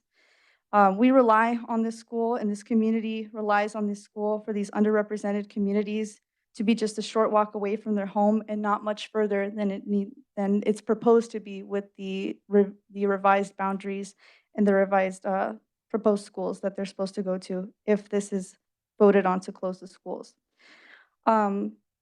Voting no will help not take away yet another valuable PV school from our community. And I ask the governing board members to show our students what it means to be courageous leaders who are willing to listen to constituent concerns and have a valid point in saying that our children are worth. Thank you.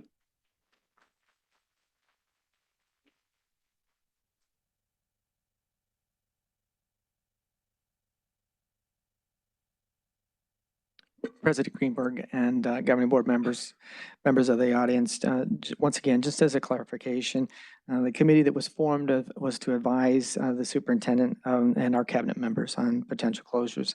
The board did not take any action to form or establish this committee and or reboundary. It was not advisory, and I have consulted and had been advised by legal counsel that met the requirements under district policy and state statute and did not violate open meeting law.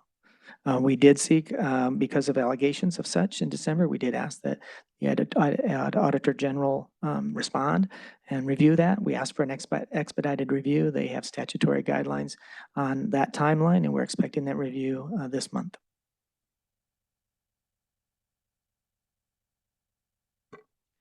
Thank you, Dr. Bales. A point of clarification. Did you mean the Attorney General? You said Auditor General. My apologies, the Attorney General. We will vote on this agenda item in 2 separate motions. So, Mr. Pantera, may I please have a motion to close the following school campuses effective July 1, 2024, pursuant to its authority under ARS 15-34132, Sunset Canyon Elementary School, Desert Springs Preparatory Elementary School, and Vista Verde Middle School effective for the 2024-25 school year as presented. So moved. Mrs. Christensen? I move to amend the vote to separate the items so that we're voting on Sunset Canyon, number 1, Desert Springs Preparatory, Vista Verde Middle School, and the boundary changes separately in 4 roll call votes. Well, the boundary changes are separate, so that's not part of this. Are you asking that? So you're making a secondary motion to separate out the school closures. That is correct. Okay. And also to have a roll call vote. Okay, duly noted. Does any board member wish to second the motion to amend the original motion? Okay, seeing none, we are back to the original motion. Does any board member wish to make a comment? Mr. Pantera? Yes, I'd like to make a comment, just that it's a horrendous thing. When I ran for this position, I knew there'd be problems. I knew there'd be some issues with enrollment. And I did what we could do honestly as best as I could to foresee these things, but we have no control how many students come to our district, except by putting out a positive message about telling everybody we can, every chance we can, that this is a great district and they should come here, show them what we do. Like my comments usually at the beginning of the meeting, there's something positive, something that promotes the district, that makes us say, yes, this is where you should be. And I encourage everyone to do the same thing. But here we are. This is what we got to deal with. In the end, it's they're buildings. Some people say, but well, it's not a building. Well, yes, just a building. It's just a building. It's a building. Excuse me, but The community comments. can exist anywhere. Yes, it can. Yes, it can. If we hear that again, I'm going to have to ask that folks be removed. Thank you. When that first school opened, there was no community. It was just an empty building till people came into that building and made a community, a great community. It wasn't there before. You guys came in and made that community, but it was an empty building. You can make communities wherever you go. It's hard, it's difficult. I don't like it, but that's where we are. It's the people, the students, the staff. That's the heart of what we do here in PV. Breaks my heart to close any school. I don't want to do it, but we have financial responsibilities. We have staff we need to pay. We need to make sure they want to still work here. So that's going to be on my mind when I vote for this. That's all I'm saying. Thank you, Mr. Pantera. Does anybody else want to make any comments? Mrs. Baker? Thank you, President Greenberg. I heard a lot of, this is the easy choice. Closing schools should be the last decision. This is not an easy choice. This is not the easy way. And this is the end of the road. There is no money. There's declining enrollment. We don't get enough money from the legislature. We have looked over things. We've talked about things. I have done my due diligence. I have asked so many questions. I've read emails. I've tried to understand all of the information available to me. And I never thought I'd be sitting here voting schools my second year into being on the governing board. And here I am, and my heart does break for these communities. But ultimately, I signed up to be fiscally responsible and to make these hard decisions for our school district. And that is what I'm here to do. Like I said, we have looked at other choices. This has nothing to do with the kids. The students are not failures. The students are good, and the students will have new experiences and more access to specials and more options. And eventually, like Mr. Pantera said, their new schools will feel like their homes. And this is hard, and I just can't say that enough, that my heart goes out to all of you. So that's what I have to say right now. Thank you, Mrs. Baker. Anybody else? Ms. Christensen?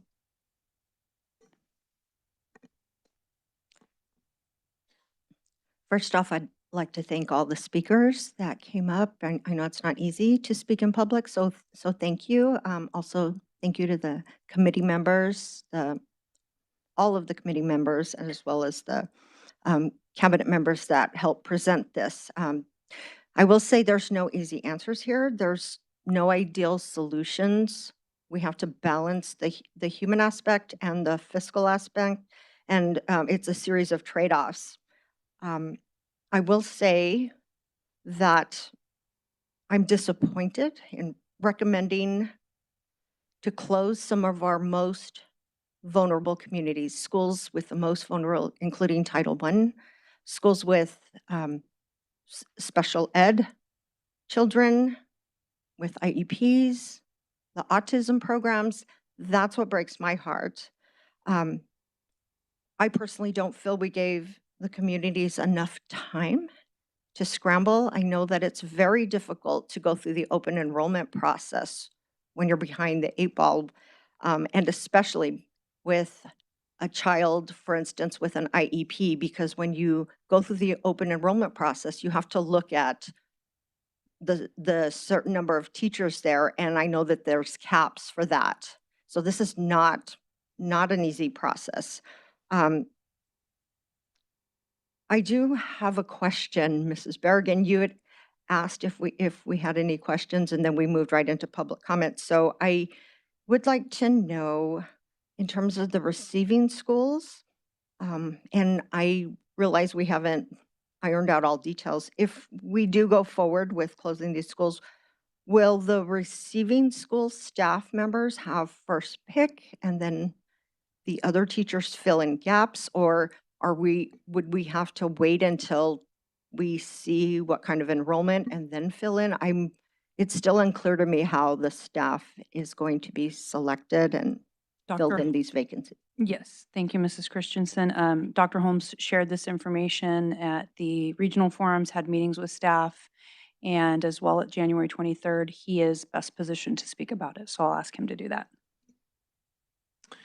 As I've shared before, I'll share again that we have a staffing process which we have collaboratively developed with our employees over many years. We have committees that oversee those processes and make recommendations regarding those processes. They have done that and in light of potential school closures. And so those groups are confident that we can and will follow our normal staffing process to staff our employees who are impacted by this. Am I allowed to continue, President Greenberg?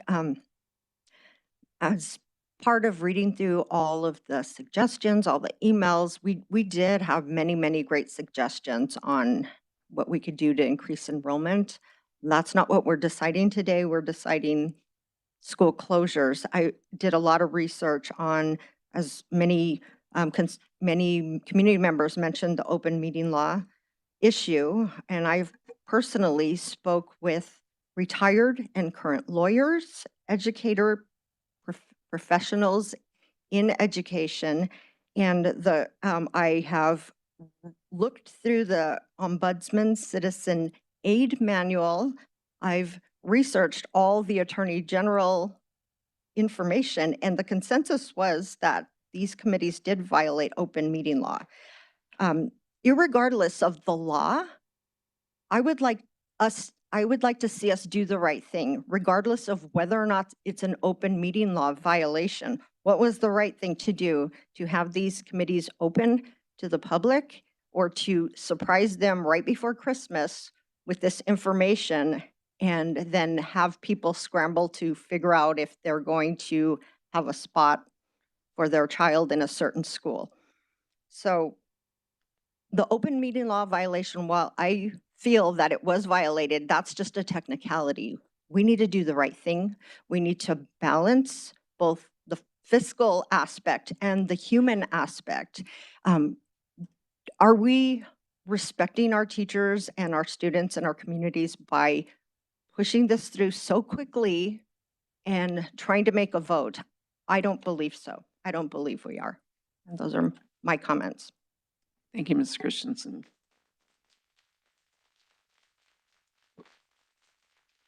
Thank you. Mrs. Case? I have various comments and questions also. Um, through the many letters and the district meeting held at PV, we've looked at many different ideas and heard from, and I have read many, many letters from parents, and I appreciate and listen to all the comments at the community meeting. This board and the previous board has heard about declining enrollment in our district for years. We have talked about it. It has been a known thing. We have talked about it in the study sessions, which are open to the public. And we knew there was a problem coming. And so it needed to be looked at and in more detail. One of the problems of having everyone involved in a large gathering, and if those were, the rumor mill in this district is phenomenal. So you would have had 25 schools shaking and wondering what was going on, and it would have caused more things. I know the committee went through, when they said they went through so many scenarios, to think about busing, to think about grouping together areas, to think about capacities at the school. It's a lot of information to go through. It is just mind-boggling how much information was covered. To have the demographer come, he has explained to us, it's not just students leaving our district. They're not being born in this district. There's not homes. I mean, I have a home I still live in. I had 7 children attend this district. My neighbors had children attend this district. The birth rates, people are staying in their homes. It's a very complicated equation as to why there's been a drop in the numbers in our school district. So I want to make a couple comments. It costs more to educate students at a smaller school than it does at larger schools. So I don't know the exact figures on that. 1.1 million was talked about earlier. May I ask a question about that? So how did you come to that figure of $1.1 million? In a calculation, we see what the ADM is for each of those schools and calculate the per pupil amount that we And the receive. ADM means? Average daily membership, or essentially what the enrollment of those schools are. Okay. Multiplied by the per pupil amount that we receive from the state for our M&O budget. And this was really just the M&O budget. This didn't even include other budgets or operating budget. And then the total expenses for that, and that was actually only including staffing expenses. So that's why it says more than 1.1 million. There are other expenditures beyond that. And so effectively, it costs 1.1 million more to run on average these schools with lower enrollment than we receive in revenue for them from the state. So it costs $1.1 million more at a smaller school than in a larger school when you're looking at all the ADM costs per students. Not 1.1 million more than the other schools, 1.1 million more than we receive in revenue. Oh, more than you receive in revenue. Okay. Correct. So that ends up costing more per student to educate them. Correct. Okay. Thank you. I wanted to have that discussed. You're welcome. And you talked to comments were made about Title I schools. I don't think that's a fair way to look at this, because Vista Verde and Greenway are both title schools. Hidden Hills is a title school, and so you can't just look at it. It wasn't looking at that. It was looking at numbers and how to have all the programs. I received an email from a parent at Desert Springs, and she went through and said that she had other children, older, attend Desert Springs, and that it's not the school it used to be because they're not having the after-school clubs and the teachers aren't providing things. Part of the problem, and that she looked at some of the other schools and there was a lot more after-school clubs. And so we're trying to do what's best for students too, so they have opportunities. And I know I have been in schools. I know the feeling of community, but those communities, if there's a desire, can be recreated in other places. It's very difficult to have all the programs needed and have the parents participate and volunteer at the school when there's so few parents available to volunteer at the school. So, so when you have more students at a school, you have more opportunities for students. I wanted to go over a couple other things. I think that one slide on, I think it was 6, if you want to put it up there. Slide 6, is that possible to put that up there on the board? I don't know who would do that. I can advance it to slide 6 if they put it on the screen. What's that? I can advance. There it is. Okay. So thank you. I know it takes a moment there. If you look at that, so 61% and 24% equals 85%. 85% of our M&O means maintenance and operations, goes to paying salaries and benefits. And so that is where the money is being spent. And then they went through on the next slide and divided up the 11%, the purchases. So we had emails that said that we needed to do a better job in finding other ways. I think we're doing a pretty good job. Utilities, we have put solar panels up. We have regulated water to be best beneficial. We have done everything that we could possibly think of to save money. So I just don't see how that could be said. Now, as far as Desert Springs goes, I have sat here on this board when it was presented, I believe it was 11 years ago. Is that correct? Or was it longer than that? I think that's about right, but it might have been more like 12 or 13 when we were looking at 4 different schools and we were considering what we should do with them. And they had declining enrollment. And that is when Desert Springs became Desert Springs Preparatory. That's when they brought in Core Knowledge. They had Spalding then, and when was it?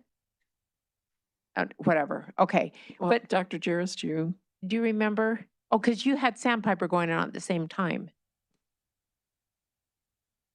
It was, I believe, 2014. 2014, so 10 years ago. Okay. So we have, you say we haven't given Desert Springs a chance. We have. We have gone, we have tried a new program. We have had modified dress code, uniforms, and it continues to decline.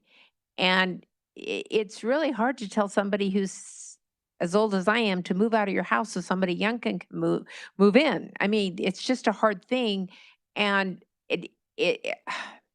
it's very difficult on many, many levels. So I'm trying to answer a lot of the ideas that were sent in letters to me. And on slide number 10, it said the committee evaluated multiple options within each district, 29 options in detail, and many more in discussion. And I had a question. What do you mean 29 options in detail? And can you give me some more ideas on some of those things? So within each region, they would look at each of those schools that were listed. So for example, in the Desert Springs region, Desert Springs, Liberty, North Ranch, and Desert Shadows. Then within that, you would look at, if you were going to close this school, where would the boundaries change? So for example, with the closure of Desert Springs, there were three different considerations given. One splitting the community up into 4 different schools, one splitting them up into 3 schools, and one splitting them up into 2. And so each of those, or one of those 29 options, would be each of the different ways that you might split up a boundary area. Okay, so that means that's the 29 options. Correct. But they were looking at from busing to numbers to teachers to programs in so many areas. Correct. And as I've said in the past, no one particular element necessarily was the landing point for the entire conversation. It was just they wanted to make sure they explored each of these and understood the differences. The two biggest factors that were considered were the capacity for another school to absorb students, as well as a position for our special education students in this self-contained program. So making sure we had a place for them to land as well. Okay, and some of the letters made it sound like we weren't caring about the special education students, but I've come to understand that the priority has been set in place. Was it last week? Could you talk about that? Yes. So our commitment is to helping make sure that every family in these affected schools has an opportunity to attend the school that they would like. So we have currently open enrollment procedures in place, but we have in these areas frozen that to students outside of the affected school. So for example, Desert Springs families right now are the only ones, and Sunset Canyons are the only ones that have been considered for acceptance in open enrollment. Typically, I think it was referenced earlier by one of the board members about our students on an IEP, a resource student. We do look at the capacity of those resource teachers and their caseloads, and so we monitor that a little closer. But right now, we have everyone who has open enrolled from these 2 schools prior to last Friday have been accepted regardless of whether they have an IEP or not. And then we will continue for the next 2 weeks to prioritize the affected families of a potential school closure, IEP or not, and help support their efforts to get into a school of their choice.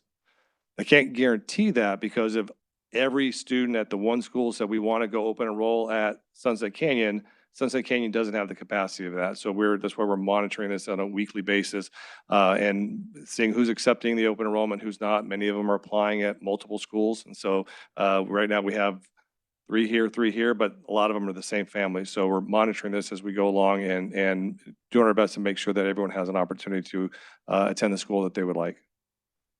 Okay, so it's not true that those with IEPs are having less opportunity. That is correct. Okay, I wanted to make sure that was understood. Yes. Okay, any other comments on that? Okay, thank you. And I'm just going through as I made notes. So the enrollment decline is 3,858 students. That's a 13% decline. And that is all. And so if you go to slide 14, is that possible? Slide 14.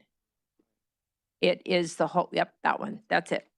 Thank you. It's hard to read my smaller one here. So if you look at this and you see where we were in 1920 and where we are in 23-24, you can see the declining enrollment if you follow the colors across. And schools just do better. And I know you can say smaller classes is better, but I have many grandchildren, and some of them, if you put the kids in with some personalities don't get along with other personalities. And if you only have one choice of 1 3rd grade class, it makes it more difficult for kids to be with kids that they can get along with. So just put that in a nice way. So it's very difficult in a school if you don't have choice. And if you look at Desert Springs here, it's going down to 328. You have to know that I have this great love for Desert Springs, and this is just breaking my heart. I have loved Desert Springs for many reasons, for many years. And the thought that, but if you look at that projected enrollment, I know, and I've heard that there's more children coming in to the school. I've heard all those, I've read all those letters. But right now, the demographer has said it'd go down to 302, and it's very hard to divide classes 7 years into 302. I would love not to close any schools. It's not something that I aspire to do in any shape or form, but I also have been elected to be fiscally responsible. But I wanted you to know that I have looked at this and studied this and think that we have to think of all of the students in all of Paradise Valley School District and not just some of the students. So we have to look at all of them and look at how the funds are being allocated. Would I like the state of Arizona to spend more per student? Oh, yes. Is that going to happen? Probably not. So we have to do the best we can with what we have. But I wanted to make sure some of these ideas were answered and some of these thoughts were discussed. So thank you very much. Thank you, Mrs. Case. Mrs. Bergen, I have a question. When the Auditor General does do the annual reckoning of schools, one of the pieces that they look at is used or unused square footage in a district, correct? Aren't we sort of rated on the, red to green scale? They have one of their scales, and it comes later in the year. I think you guys probably got it within the last month. And they do look at unused square footage. But I think they take into consideration if there's space used for rental property as well. So whether it's used for instructional space or not. But over the years, our district has seen a change in that because of declining enrollment, as have districts around Arizona, correct? Yes.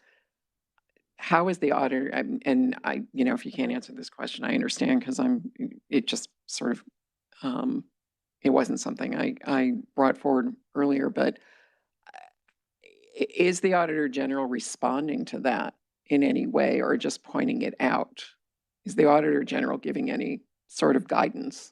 When they do a performance audit on a school, which doesn't, they do, I think, around 10 to 20 per year now. Sometimes it's been less, sometimes it's been more. I think it depends on the size of the district that they're doing. And when they do those performance audits, they will make recommendations for efficiencies and have in the past made recommendations for efficiencies to close schools. They haven't done that from our performance audit, but it's been a number of years since we've had a performance audit. But that is an option that the Auditor General brings forward For efficiency. for they do. efficiency, Mhm. and that's not just us, that's any district that they In feel. the state. Okay, for Correct. square footage. Does anybody, I have some comments, but does anybody else have any? Mrs. Baker? Someone asked about why Hidden Hills was no longer being considered. Is that something that we can have Oh, answered? Well, we explained that we're not recommending that because we want to go back and revisit that in a subsequent year.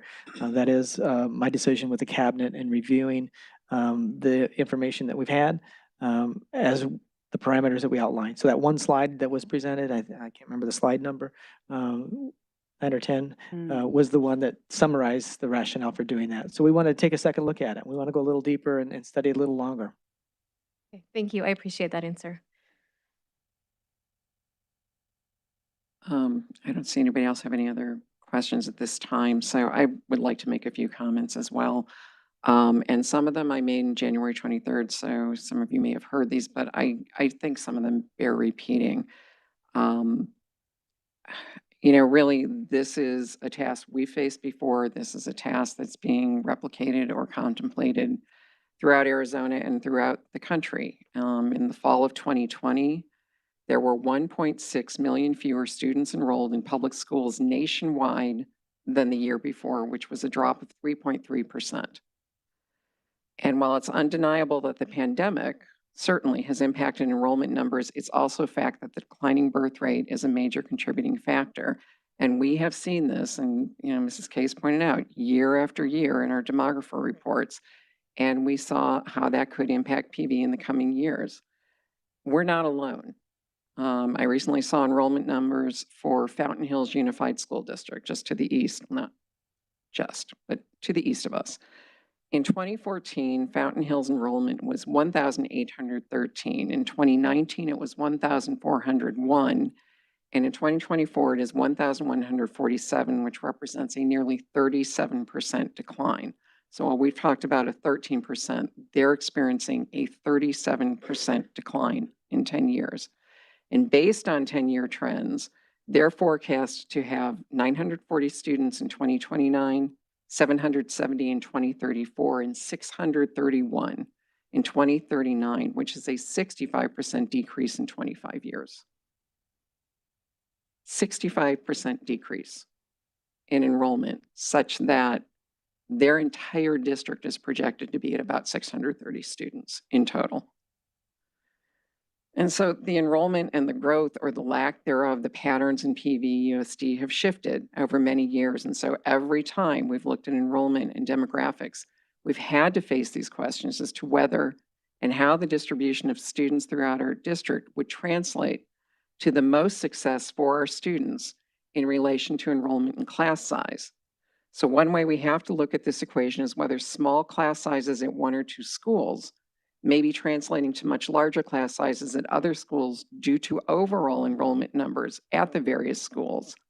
So while one school may be looking at small class sizes throughout the building, a nearby school may be experiencing large class sizes because they're bumping right up against those class size maximums.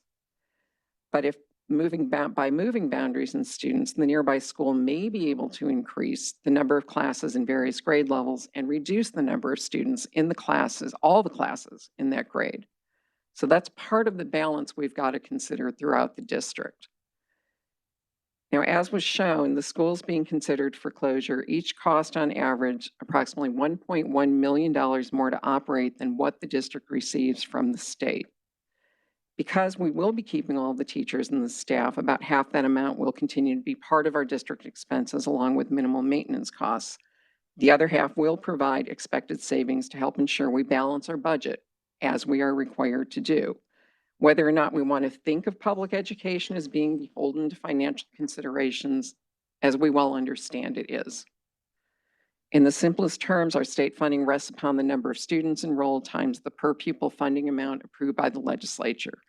Yet some transportation provides other funds. Our voters also support our needs through bonds and overrides, but the largest portion of our budget comes from the state general fund, and the power to allot funds to education rests with the legislature, not with us. And although there have been efforts made to increase K-12 funding in Arizona, our state remains 50th out of the 50 states in the District of Columbia, according to the latest report from the Education Law Center. Cost-adjusted per pupil funding in Arizona is $10,670, $134 higher than Idaho at $51. However, we are $5,461 below the national average of $16,131. In 2008, Arizona was 49th on this. So in the ensuing 13 years, we've actually dropped a spot in terms of our per pupil funding in comparison to the other states and DC. In Arizona, if we were at about the national average and received, say, an additional $5,000 per student, we would not be having this discussion. For a school with 300 students, that extra $5,000 equals an additional $1.5 million in spending, more than enough to cover that $1.1 million differential in M&O spending. This is one very real impact that being 50th in education spending has. This is what we are up against. And we continue to discuss the funding issues with our legislatures, but it's not a fix that we can make. It's a fix they can make. So over the years, we've tried a number of options to try and increase enrollment in our schools, and some have taken Herculean efforts on behalf of school communities in trying to implement programs, and Desert Springs was certainly one of those communities, as was Sandpiper, as were other communities. Some have been more successful than others, and we will continue to explore options no matter what we do tonight, because this issue is not going away. Tonight, however, we're being asked to close schools. I don't want to close schools. Nobody wants to close schools. No one up here wants to close schools. It's a wrenching process. We know that. We know the importance of neighborhood schools. We know they bring communities together. And this is an integral part of PV schools, and one felt at each and every one of our campuses. And because of that, because of the stories we hear from all of our campuses about our compassionate teachers and staff, our caring students, our supportive families, I know that if we take these actions tonight, that our students and their families will be welcomed and will be encouraged in the same supportive ways in their new schools. We are PV strong throughout our district. I am very grateful to each and every member of the PV USD community who is here, who has previously provided an opinion or information about school closures, who has written us letters, who's called us, everyone. I received a message from a friend of mine who's an administrator in a different district offering support for all of us as we go through this process. It's something his district has faced in the past as well. One thing he reminded me was that we, quote, need to keep financial solvency and student learning paramount, end quote. And he's right. We can't have one without the other. And we have to do what we can to ensure that both are paramount. That is what we as a board are tasked with doing and why we face this difficult decision tonight. I thank you again for being here, for providing your thoughts. Does anybody else have any other comments, or are we ready to move to a vote? Mrs. Christensen? Yes, just one final thought on that. I'm not arguing that whether or not we need to close schools. It was just I'm arguing the manner and timing of the decisions wasn't thoughtful or respectful to our teachers, students, and the community members. And I will argue that schools are more than buildings. They're people, they're communities, they're students. And yeah, this whole discussion breaks my heart, but yeah, that's all I have. Thank you. Does anybody else have any other comments? Seeing none, there was a request we do a roll call vote. Ms. Chisholm? I didn't think we had to do a roll call vote. According to policy, if a board member requests, then we Oh, will thank do you. so. Yes. So Mr. voting- Pantera? I move to close school. Aye or nay, or Aye. abstain, please. Mrs. Case? Aye. Mrs. Greenberg? Aye. Mrs. Baker? Aye. Mrs. Christensen? Nay. Thank you very much. Motion passes 4 ayes and 1 nay. The next, we now need a motion. May I please have a motion to approve boundary changes as presented pursuant to its authority under ARS 15-34137 as follows. Consolidate Sunset Canyon Elementary School with Eagle Ridge Elementary School. Consolidate Desert Springs Preparatory Elementary School with North Ranch Elementary School, Liberty Elementary School, and Desert Shadows Elementary School. Excuse me. Consolidate Vista Verde Middle School with Greenway Middle School and Sunrise Middle School. Redraw the boundaries of the northeast portion of Greenway Middle School to Sunrise Middle School and the southeast portion of Greenway Middle School to Shea Middle School. Redraw the boundaries of the northeast portion of Desert Trails Elementary School to Pinnacle Peak Preparatory School, and redraw the boundaries of the southeast portion of Desert Trails Elementary School to Grayhawk Elementary School, effective for the 2024-2025 school year as presented. Mr. Pantera? So moved. Do any board members wish to make a comment? Do you want this to be a roll call vote as well, Mrs. Christensen? Okay. Mrs. Chisholm, may we have a roll call vote? Can I make a comment Oh, first? yeah, sorry, certainly, Mrs. Chisholm. I just want to say that I think the boundaries were very thoughtfully done, and I appreciate the thought that went into these boundary changes. Thank you. Anybody else? Mrs. Chisholm? Mr. Pantera, Aye. Mrs. Case, Aye. Mrs. Greenberg, Aye. Mrs. Baker, Aye. Mrs. Christensen. Nay, due to open meeting law violations. Thank you. The motion passes 4 ayes and 1 nay. Next on the agenda is item G2. Dr. Bales. Thank you, President Greenberg, governing board members, cabinet guests. And tonight we present for consideration approval purchase of current PV contract 2214 PV and the JOC for refurbishments of 4 fluid coolers at Shadow Mountain High School. Ms. Berrigan will present. Thank you, Dr. Bales and President Greenberg. Pueblo Mechanical has been selected by the Facilities Department to provide services utilizing the district's JOC for mechanical services 22-14 PV, which was processed as a cooperative contract with 1GPA. If approved, 4 fluid cooler towers at Shadow Mountain will be refurbished.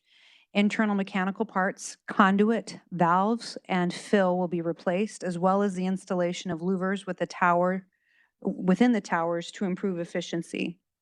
This work will improve overall effectiveness of the HVAC system and extend the life of the cooling towers. The cooling towers were replaced in 2004, and this is a replacement and upgrade of the fluid cooling tower parts. Happy to answer any questions. Thank you, Mrs. Berrigan. I see no comment. Mr. Pantera, may I please have a motion to approve agenda item G2, the purchase from current PV contract 22-14 PV GOC for refurbishments of 4 fluid coolers at Shadow Mountain High School as presented. So moved. Does any board member have a comment? Seeing none, all those in favor, please say aye. Aye. Aye. Aye. All those opposed say nay. Any abstention? Motion passes unanimously. Next on the agenda is item G3. Dr. Bales. Thank you, President Greenberg, governing board members, cabinet, and guests. Tonight we present for consideration also some upgrades. This for acoustical ceiling at Paradise Valley High School. Ms. Berrigan. Thank you, Dr. Bales and President Greenberg. GCON was selected by the Facilities Department to perform services utilizing the district's JOC for 2315 PV, which was processed as a cooperative contract with 1GPA. If approved, this project includes the removal and replacement of acoustical tiles on the second floor corridors of the K building at Paradise Valley High School. Services to the ceiling also include touch-up paint as needed, installation of electrical wiring, ceiling-mounted sensors and fire alarms, and replacement of fire sprinklers to address building code standards. This is the first upgrade to the original ceiling installed in the early 1970s. Happy to answer any questions. Thank you, Mrs. Berrigan. Mr. Pantera, may I please have a motion to approve agenda item G3, the purchase from current PV contract 23-15 PV JOC for acoustical ceiling upgrades at Paradise Valley High School as presented. So moved. Does anybody have any comments or questions? Mrs. Case? Okay, I forgot my ABCs. Which building K? I should know this at PV. Building K is where the CTE programs are housed, I believe. Is that right? Yes. Thank you. Thank you. Does anybody else have any questions, comments? All in favor, please say aye. Aye. Any opposed? Any abstentions? Motion passes unanimously. Thank you. Next on the agenda is item G4. Dr. Bales. Thank you, President Greenberg, governing board members, cabinet, and guests. And for our next consideration, we would present for approval some bleacher upgrades at the gym in Pinnacle High School. Ms. Berrigan. Thank you, Dr. Bales. President Greenberg. Gym Safety and Repair LLC was selected to provide services utilizing the 1GPA Cooperative Contract 2306P. If approved, new spectator seating, 14 frame motors, and 1,600 frame wheels will be installed to replace existing, outdated, worn, failing, and/or broken components. This will remedy frequent issues in safe opening and retracting of one of the largest gym bleacher sets in the district. The existing metal frame structure in excellent condition will be maintained. The original components of the gym bleachers were installed in 2000, and I would just like to say this is an example, one of many, where our facilities department ensures that we're just replacing pieces that we need to replace and leaving the existing metal frame structure in place that is still in working condition saves money on this project. So appreciate the facilities department thoughtfulness on that, and I'm happy to answer any questions. Thank you, Mrs. Berrigan. Mr. Pantera, may I please have a motion to approve agenda item G4, the purchase from current 1GPA Cooperative Contract 23-06 PV for bleacher upgrades for gym at Pinnacle High School as presented. So moved. Does anybody have any comments or questions? Mrs. Case? This goes into safety, doesn't it? Because if those rust out, the bolts and stuff, I mean, this is a safety factor? Yes, I have been on many an unsafe bleacher, and it is a precarious situation. That's what I was For thinking. clumsy people in particular. Okay, thank you. Thank you. Anybody else have any questions or comments? All those in favor, please say aye. Aye. Any opposed? Any abstentions? Motion passes unanimously. Next on the agenda is item G5. Dr. Bales. Thank you, President Greenberg, governing board members, cabinet guests. And tonight we present for consideration and approval some upgrades, roofing upgrades at Palomino Primary with the Boys and Girls Club. Ms. Berrigan. Thank you, Dr. Bales. President Greenberg, if approved, this project will replace numerous damaged areas and recondition the original 3-layer foam roof installed in the Boys and Girls Club on the Palomino campus. The district-owned and maintained building was constructed in 2008. The scope of services for this project include replacement of failing roof elements to the metal base. The project also includes the installation of new ply polyester fabric and multi-acrylic coating across the entire roof. It includes a 10-year manufacturer's warranty and 2-year contractor warranty. Progressive Roofing is a selected vendor due to their expertise in the commercial repair of roofing in Arizona, the ability to handle the scope of work with no subcontractors, and the ability to meet the school needs in the scheduling of construction. Additionally, their qualification to participate in the 1GPA contract is fiscally advantageous to the district. Progressive Roofing was selected by facilities utilizing 1GPA Cooperative Contract 2307P. The original roof was installed in 2008. Happy to answer questions. Thank you. Mr. Pantera, may I please have a motion to approve agenda item G5, the purchase from current 1GPA Cooperative Contract 23-07P for roof upgrades at Palomino Primary Boys and Girls Club as presented. So moved. Does any board member have any questions or comments? Mrs. Christensen. So Palomino Primary is a facility that has primary, it has Boys and Girls Club and secondary. So we own that building. Correct. And the Boys and Girls Club is on the school property. That's why we're paying for this, correct? That is correct. Okay. Does anybody else have any questions or comments? Seeing none, all those in favor, please say aye. Aye. All those opposed, please say nay. Any abstentions? Motion passes unanimously. Next on the agenda is acceptance of gifts and donations. I'd like to highlight a few that have been received since our last meeting. The Copper Canyon Elementary PTO provided a 6-foot statue growing together worth $1,200 to be placed in front of the school. The Desert Cove PTO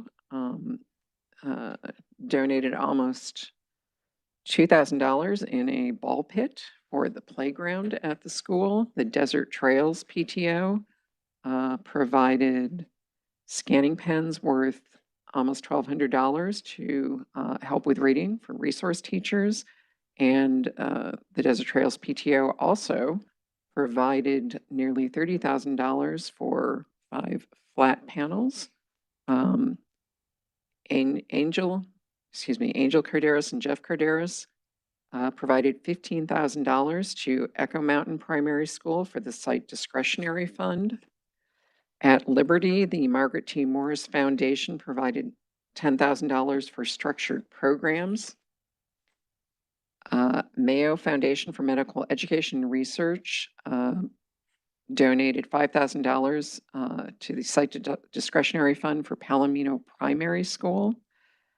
Andrew Allen donated $5,000 for band and orchestra programs at Paradise Valley High School, which also received $1,000 from the Thunderbirds Foundation for Boys Golf. And Stryker donated $21,381.44 to the Spirit Line, for the Spirit Line at Pinnacle High School. We thank all of the donors. There were many, many more. If anyone is here who donated, you have our thanks. And Mr. Pantera, may I have a motion to accept the gifts and donations report, please? So moved. Does any board member wish to comment? Have a question? All those in favor, please say aye. Aye. All those opposed, please say nay. Are there any abstentions? Motion passes unanimously. So next on the agenda is call to the public, and I'd ask that you please turn your attention to the video monitors.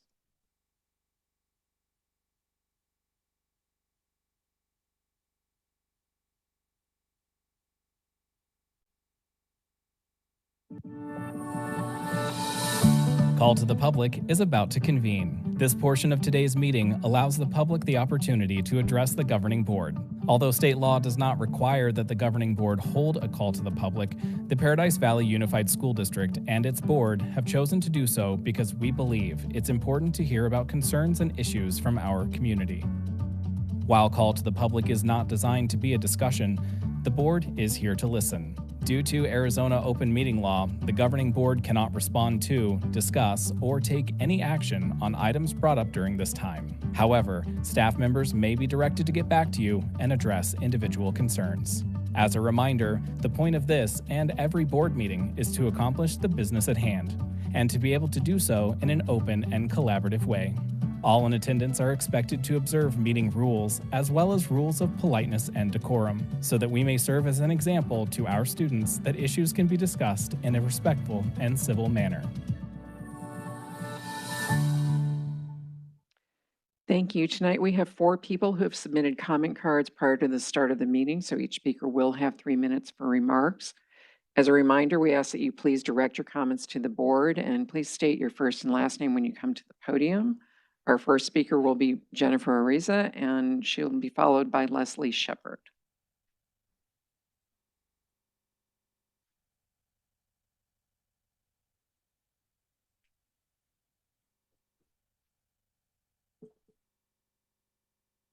Hi, my name is Jennifer Ariza. I want to say thank you to each of you for the time that you put into your positions here at the board. And I want to thank you for your professionalism and how you present and conduct yourselves in these board meetings. I stand here tonight as a concerned parent in the Paradise Valley School District, and I appreciate the opportunity to speak.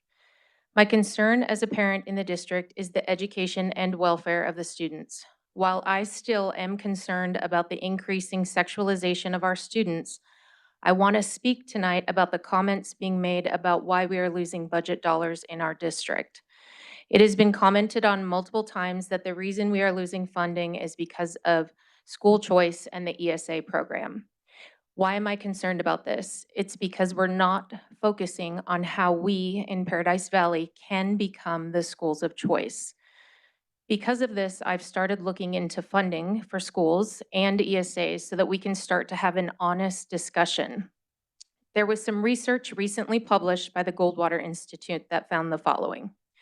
Including federal revenues, Arizona public school funding per pupil is projected to reach $14,657 in 2023-2024, nearly twice the cost to taxpayers of the $7,400 median ESA award, and nearly twice the cost of the median private elementary and middle school in Arizona. Even including special education ESA students, the average cost per ESA student is just $9,800 as of 2023-2024.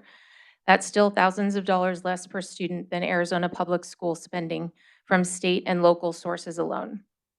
The data makes it clear that private school education is less expensive to taxpayers than the public school system, and the ESA program brings private education within financial reach of even the most economically disadvantaged families. So my challenge to the board is, are you going to keep doing the same things over and over again and expect a different result? Because that is the definition of insanity. I keep hearing that you knew you had declining enrollment. You knew a problem was coming. If you knew that, why wasn't this communicated to all of us? Why didn't you bring this up in the conversation earlier? You say that you've done everything you can, but why then are other schools operating at lower costs per student? I'm sorry, but why would any of our community members think that if we gave you more money that you would do a better job? That's poor logic. It's time to start raising the bar here in PV and be innovative with how we manage our schools going forward. Let's take some insight from our competition on how they're operating at lower costs per student. It's competition that brings innovation. We all want to work together to make PV schools the school of choice for our children. Thank you. Thank you. Next is Leslie Shepherd, followed by Tom Safara. Hello, Leslie Shepherd. Okay, the district's largest area of enrollment decline is kindergarten. Parents are doing the research and see only 33% of the 8th graders are proficient in math. Yes, 66% of the district's 8th graders are below grade level in math. Add to that, the parents cannot trust that we will be open if there is an unexpected adversity. Let's just think about how you guys voted when you closed the schools. You want to know why there's not much enrollment coming in? I think you can look at yourself in the mirror. Our classrooms closed for Red for Ed. They closed again for COVID, but private schools and public charter schools stayed open. Where would we expect parents to enroll their children? The schools with higher academic achievement stay open, or would we send our children to a higher academic achievement and then that they stay open, or would we send them to Paradise Valley Unified? We should be trying not to say nice things about our district. We should be trying to make the district objectively better than the other alternatives. If we don't make it our goal, you are managing the rate and manner of the decline. We should be striving to follow our district's model, giving students what they need for a journey of excellence. Your choices are why the decline has happened. When you close schools, you make this situation happen. Your unstable choices have made it where people can't trust this district. You can take responsibility for that. Forcing children to wear masks, forcing the issues that you've done on these elementary schools, that's why you don't have what you need to stay open. And then you have this open meeting law where you do not do what you need to do. You take full responsibility. Shame on you for what you said earlier. You are so insensitive to acknowledge the fact that that building does mean something to somebody. Excuse me. No, I'm allowed to do this because this is the deal. You're wanting to know why there's a problem. You're wanting to know why these people had to leave this room so Excuse me. Thank you. Next is Tom Safara, followed by Gina Griffiths.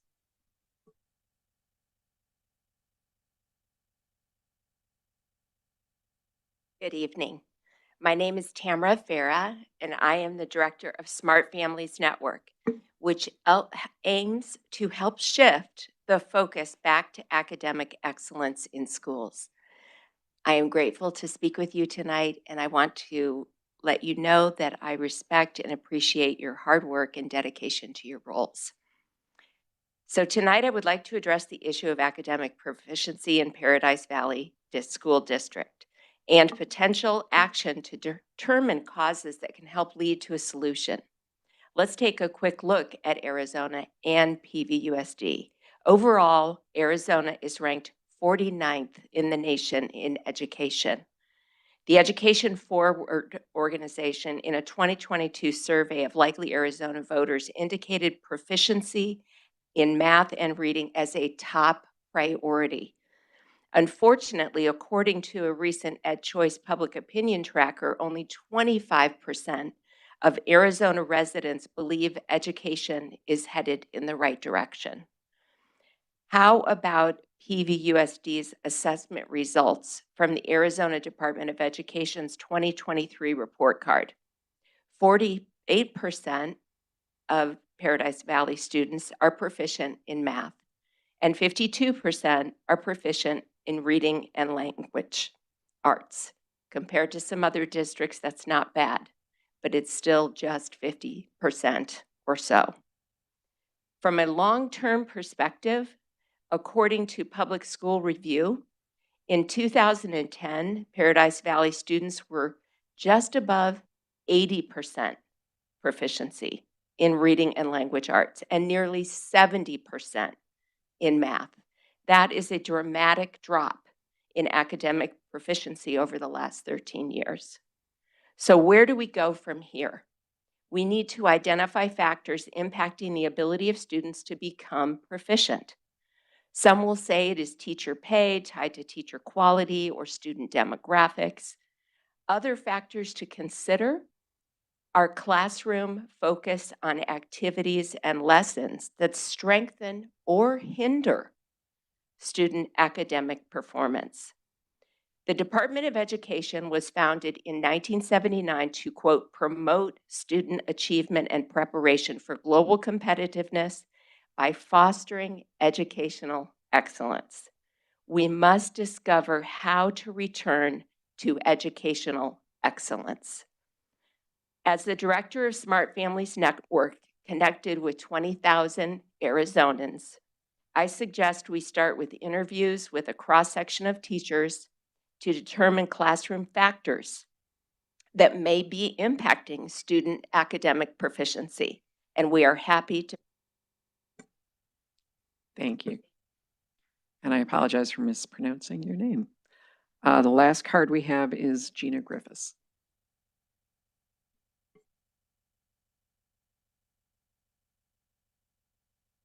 Good evening, President Greenberg and governing board members and members of the council. It's been a long night. Everyone take a deep breath if you need to. My name is Gina Griffiths. I live in the district. I have 3 children. 2 are current students. 1's a graduate. I'm very happy in PVUSD. People tend to show up for these things when they're not happy. So I like to come to tell you that I go to my kids' schools. There are a lot of happy parents, and the happy parents are all at home right now. I always write up comments, and then after being at the meeting, end up changing them so my card doesn't match what I say. Sorry. Our public schools are being targeted by our state legislature and our superintendent of public instruction. And we all know it and we all see it, and it's why we have the funding issues. It's why we're in this situation. If people don't like it, we have to vote different people into those positions. But what I've decided to talk about tonight is to give an example. We talked a lot about communities and how important school communities are. And I've had very wonderful, positive experiences with all of my children. So I want to share a story. Way early on in this evening, Kim Padilla was honored as an instructional assistant. She's a wonderful asset to this district. I think you probably are all aware her daughter is a teacher in this district as well. And that's Mrs. April Gladden. And when it was either her first or second year, was when my oldest child started in kindergarten. And you always know your first kid's kindergarten teacher. And Mrs. Gladden is an exceptional educator. And for those of you who know her, you know she goes over and above to educate every student, regardless of any of the things that everyone wants to fight about. Teachers just want to educate kids. The support staff just want to educate kids. That's why they're here. They don't care about all the extra drama. So my oldest child, my only daughter, is transgender. And when she was in kindergarten, we didn't know that. And she and Mrs. Gladden formed a bond, and we have stayed connected all these years. My child is now 21 years old. But when she graduated from Paradise Valley High School, you may or may not know, Mrs. Gladden actually has she's an incredibly talented photographer. She does that on the side sometimes. And I reached out to her and asked her to take my daughter's senior portraits. By this time, my daughter had transitioned, but they've always had a good bond. So Mrs. Gladden being her kindergarten teacher, and then taking her senior portraits, respecting who she is, embracing her who she is. That's the story of the community that can be built in these schools. And all of that happened at Arrowhead. We know what happened there. Thank you. Next on the agenda, we have items for discussion. Dr. Bales. Thank you, President Greenberg, governing board members, cabinet guests, and tonight Ms. Copeland will present the library title review process and why we have one. Ms. Copeland. Good evening, President Greenberg, Governing Board, Dr. Bales, Cabinet, and guests. Tonight's library title presentation will highlight the process that has been crafted to align with Arizona House Bill 2439, a legislative measure that holds implications for how we review and manage library titles within our district. This bill, which is linked within the presentation, underscores the importance of parental involvement and review in shaping the literary landscapes of our schools. Shelley Edgar, our elementary ELA curriculum specialist, will facilitate our navigation through the House Bill 2439 and guide us through the legal framework surrounding library titles. Additionally, our focus will be on the robust district process that has been established to ensure compliance with the legislative requirements. We are also excited to share insights into ongoing efforts within PVSD to create additional guidance documents. These documents are designed to provide clarity, support, and a comprehensive understanding of the processes involved in the selection and retention of library materials. We're hopeful that you'll see that this process aligns to our commitment of academic excellence, community involvement, and enriching the educational environment for our students. All right, thank you, Ms. Copen. As Ms. Copen has highlighted, we will be reviewing PVUSD's library title review process. This process has been implemented for the first time this year and resulted in the addition of 3,500 titles that could be purchased for our school libraries. The purpose of this committee was to assist the Curriculum and Instruction Department in developing and executing a process aimed at evaluating book titles for potential inclusion in Paradise Valley School libraries. The initiative is designed to align with the stipulations of Arizona House Bill 2439, emphasizing parental review and involvement in the process. Our targeted outcome tonight is to present this newly established process to our governing board and provide insights into the steps taken to comply with legislative requirements and the commitment to maintain a robust, transparent, and inclusive approach to library material selection. Before we begin our presentation, I would like to take a moment to introduce the dedicated individuals that served on this committee. In this group, we have representatives from various stakeholders, including parents, administrators, teachers, and media technicians. Each committee member brought a unique set of experiences and insights that ensured our well-rounded evaluation of the library titles under consideration. Additionally, we pulled Lynn Hoppus out of retirement to help with this project. Mrs. Hoppus is our former social studies curriculum specialist, but also has expertise in library and media science. So thank you to all of our members for their willingness to participate on this committee. There are two main components of House Bill 2439. The first component instructs a school district governing board to establish procedures beginning January 1st of 2023 that provide parent access to a school's library collection and a list of books and materials that their child borrows from the school library. Paradise Valley has used the Follett Destiny system for many years to assist parents with seeing their full inventory of books that their school library has and being able to see their child's checkout history. When parents enter their school's website, they will go to the Academics tab and click on Media Center to access directions on how to access their students' or their child's checkout list. Parents can always visit the school and ask for a printed list of the checkout history for their child as well. Additionally, parents can ask for a note to be placed in their child's Destiny account that would specify which books the parents does not want their child to check out. And this note will travel with the child's account throughout their time in PV schools.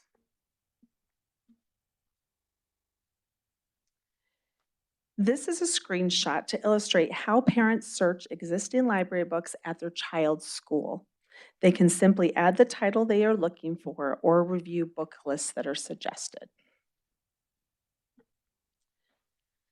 The second component mandates that beginning January 1st of 2023, our district must adhere to the following guidelines for public review. Schools must make available on their district website for a minimum of 60 days after purchase a comprehensive list of all books acquired. We have chosen to complete the 60-day review before we purchase the books to allow the committee to review public concerns before materials are purchased. Each school's website must make available a list of books purchased for the school library for a period of at least 60 days. We chose to allow parents to see a comprehensive list of all of the books organized by grade bands that were being recommended for potential purchase of PVUSD schools and house that list within the district committee website page.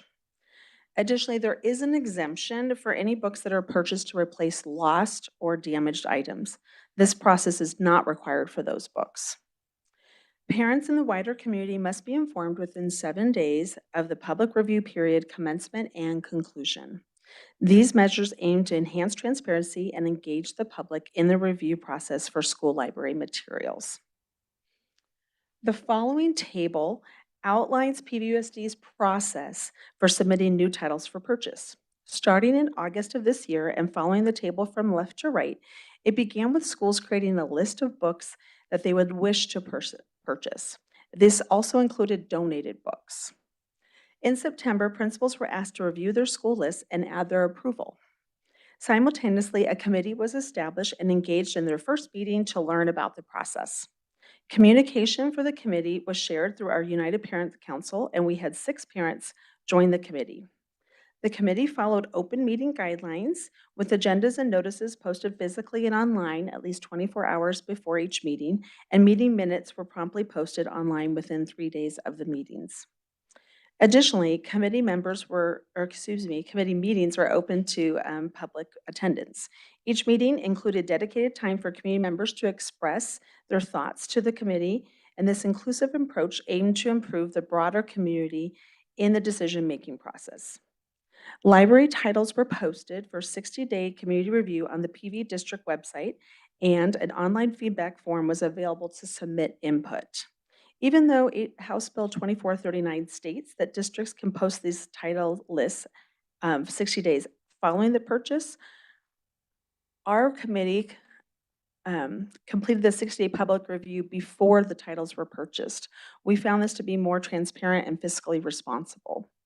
We have just wrapped up our first cycle, and over 3,500 titles have been available, are now available to be added to the Destiny system and into our school libraries.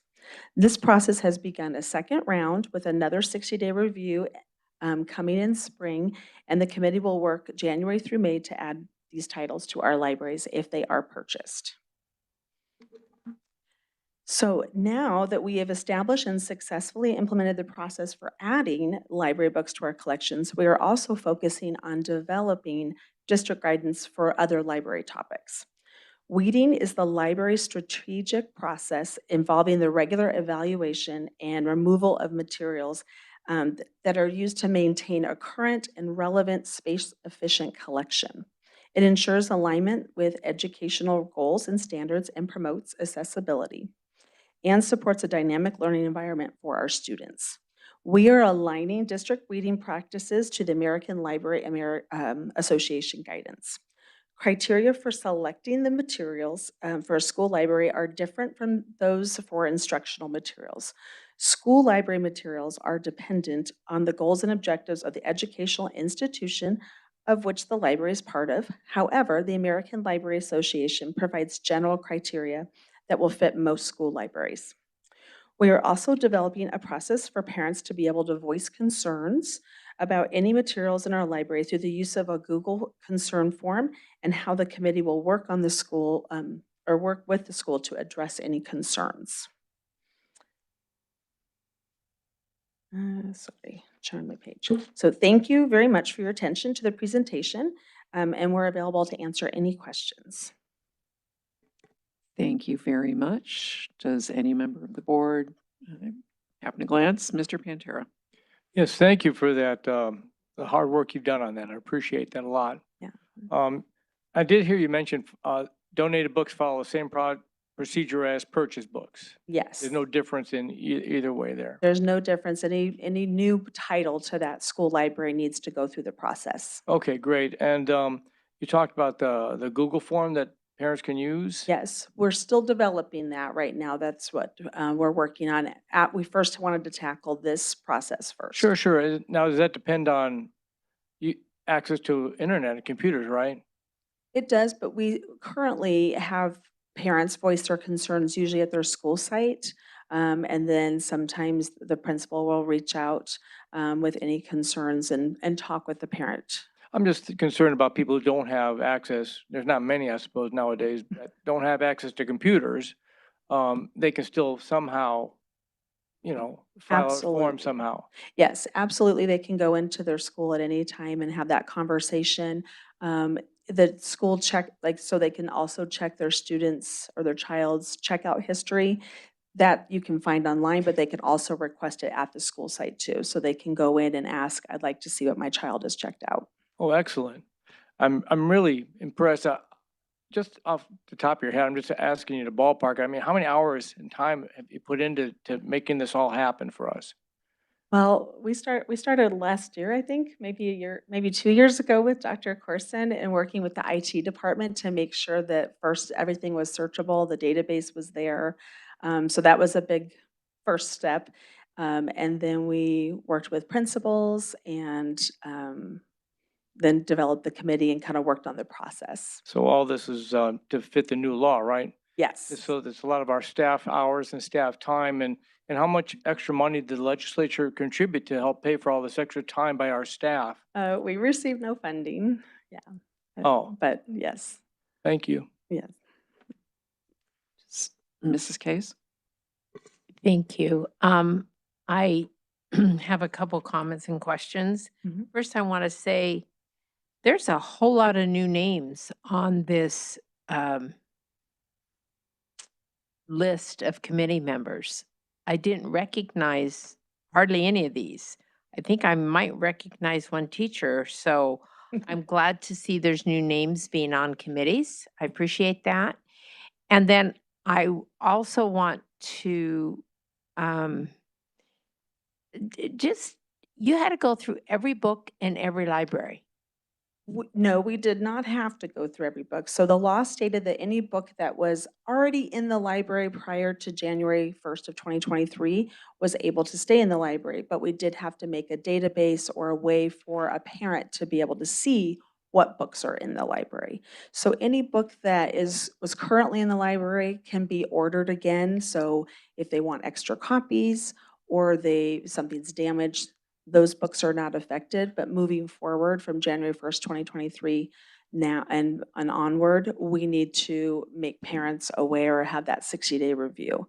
So we reviewed the titles, but we did not read all of the books. We did not purchase the books. These are just books that the librarian and the maybe teachers and students, like sometimes it's very cute on the list. They'll say this was a student request that they would like their school to have that book. So they submit the titles and then we review the titles, but we don't actually read all of the books. Well, no, I That would be crazy. didn't think you did. But, Yeah.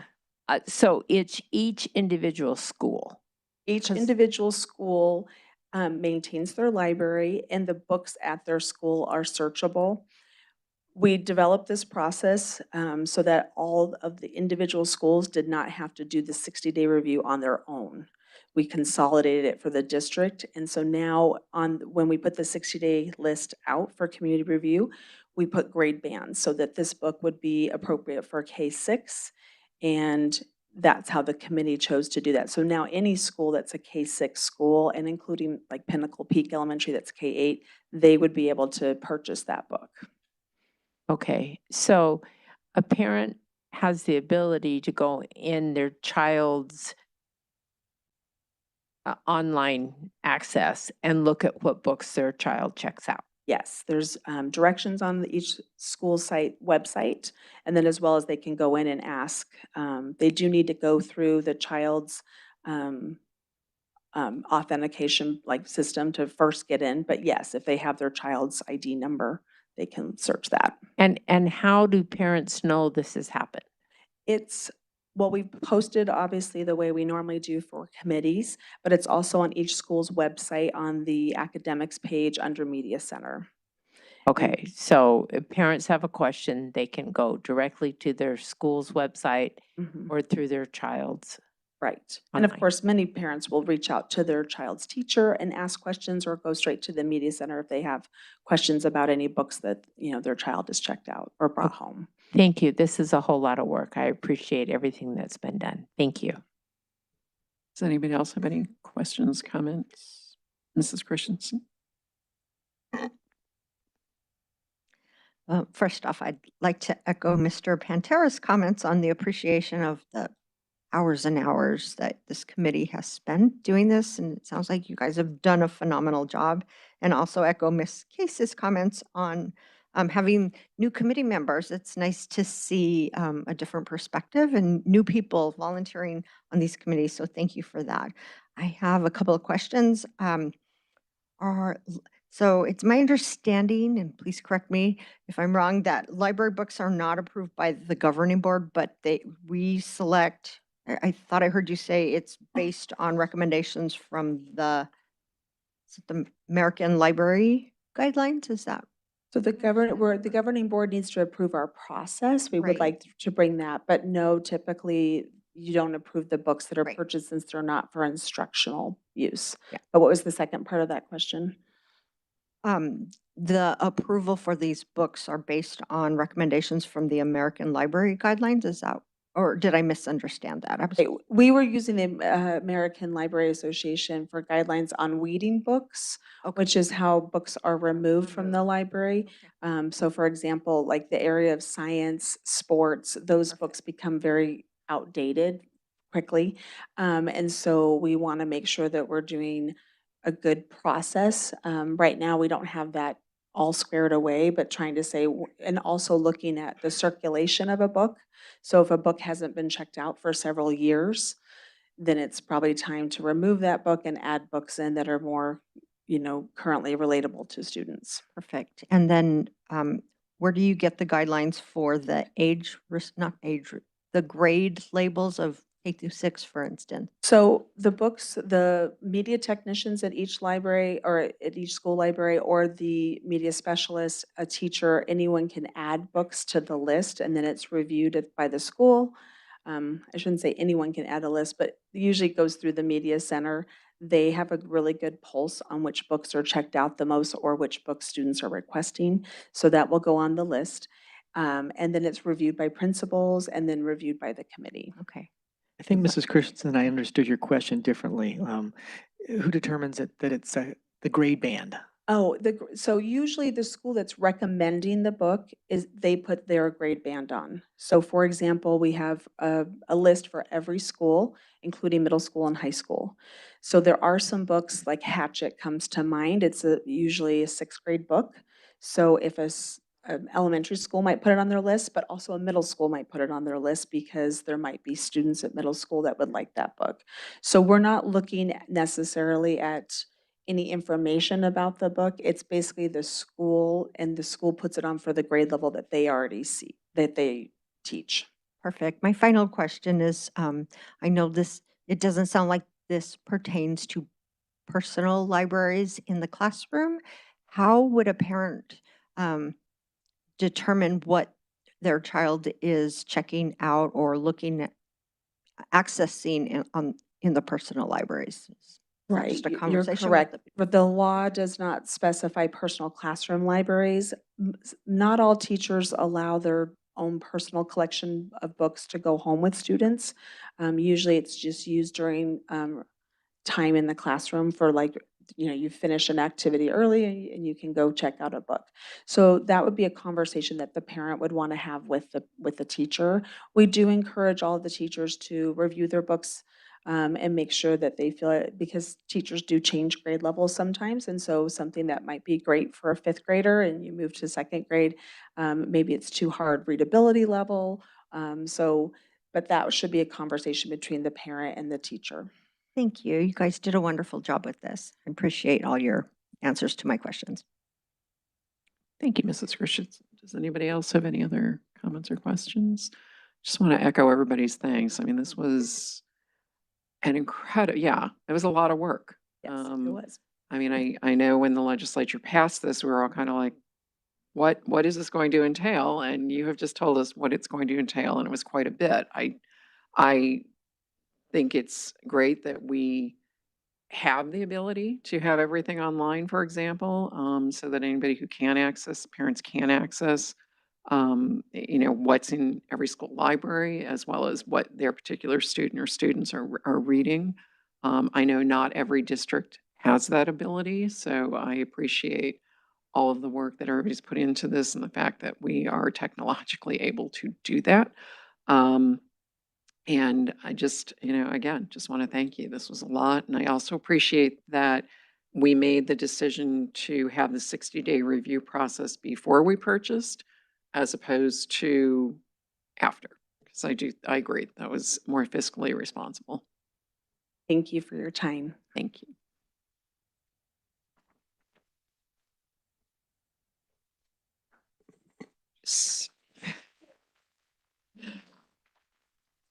So next on the agenda is call for executive session. Mr. Pantera, may I have a motion, please? I move the governing board convene an executive session in accordance with Arizona Revised Statutes 38-431.03.A1. Discussion or consideration of employment, assignment, appointment, promotion, demotion, dismissal, salaries, disciplining, or resignation of a public officer, appointee, or employee of any public body. The purpose of this executive session is to discuss the possible assignment, appointment, and employment of an interim superintendent. Thank you. All those in favor of moving to executive session, please say aye. Aye. All those opposed say nay. Any abstention? The motion passes unanimously. So the regular meeting is recessed at 9:32 to go into executive session and will reconvene when we return from executive session. There will be no action taken in executive session. There may be possible action when the regular meeting reconvenes. Thank you.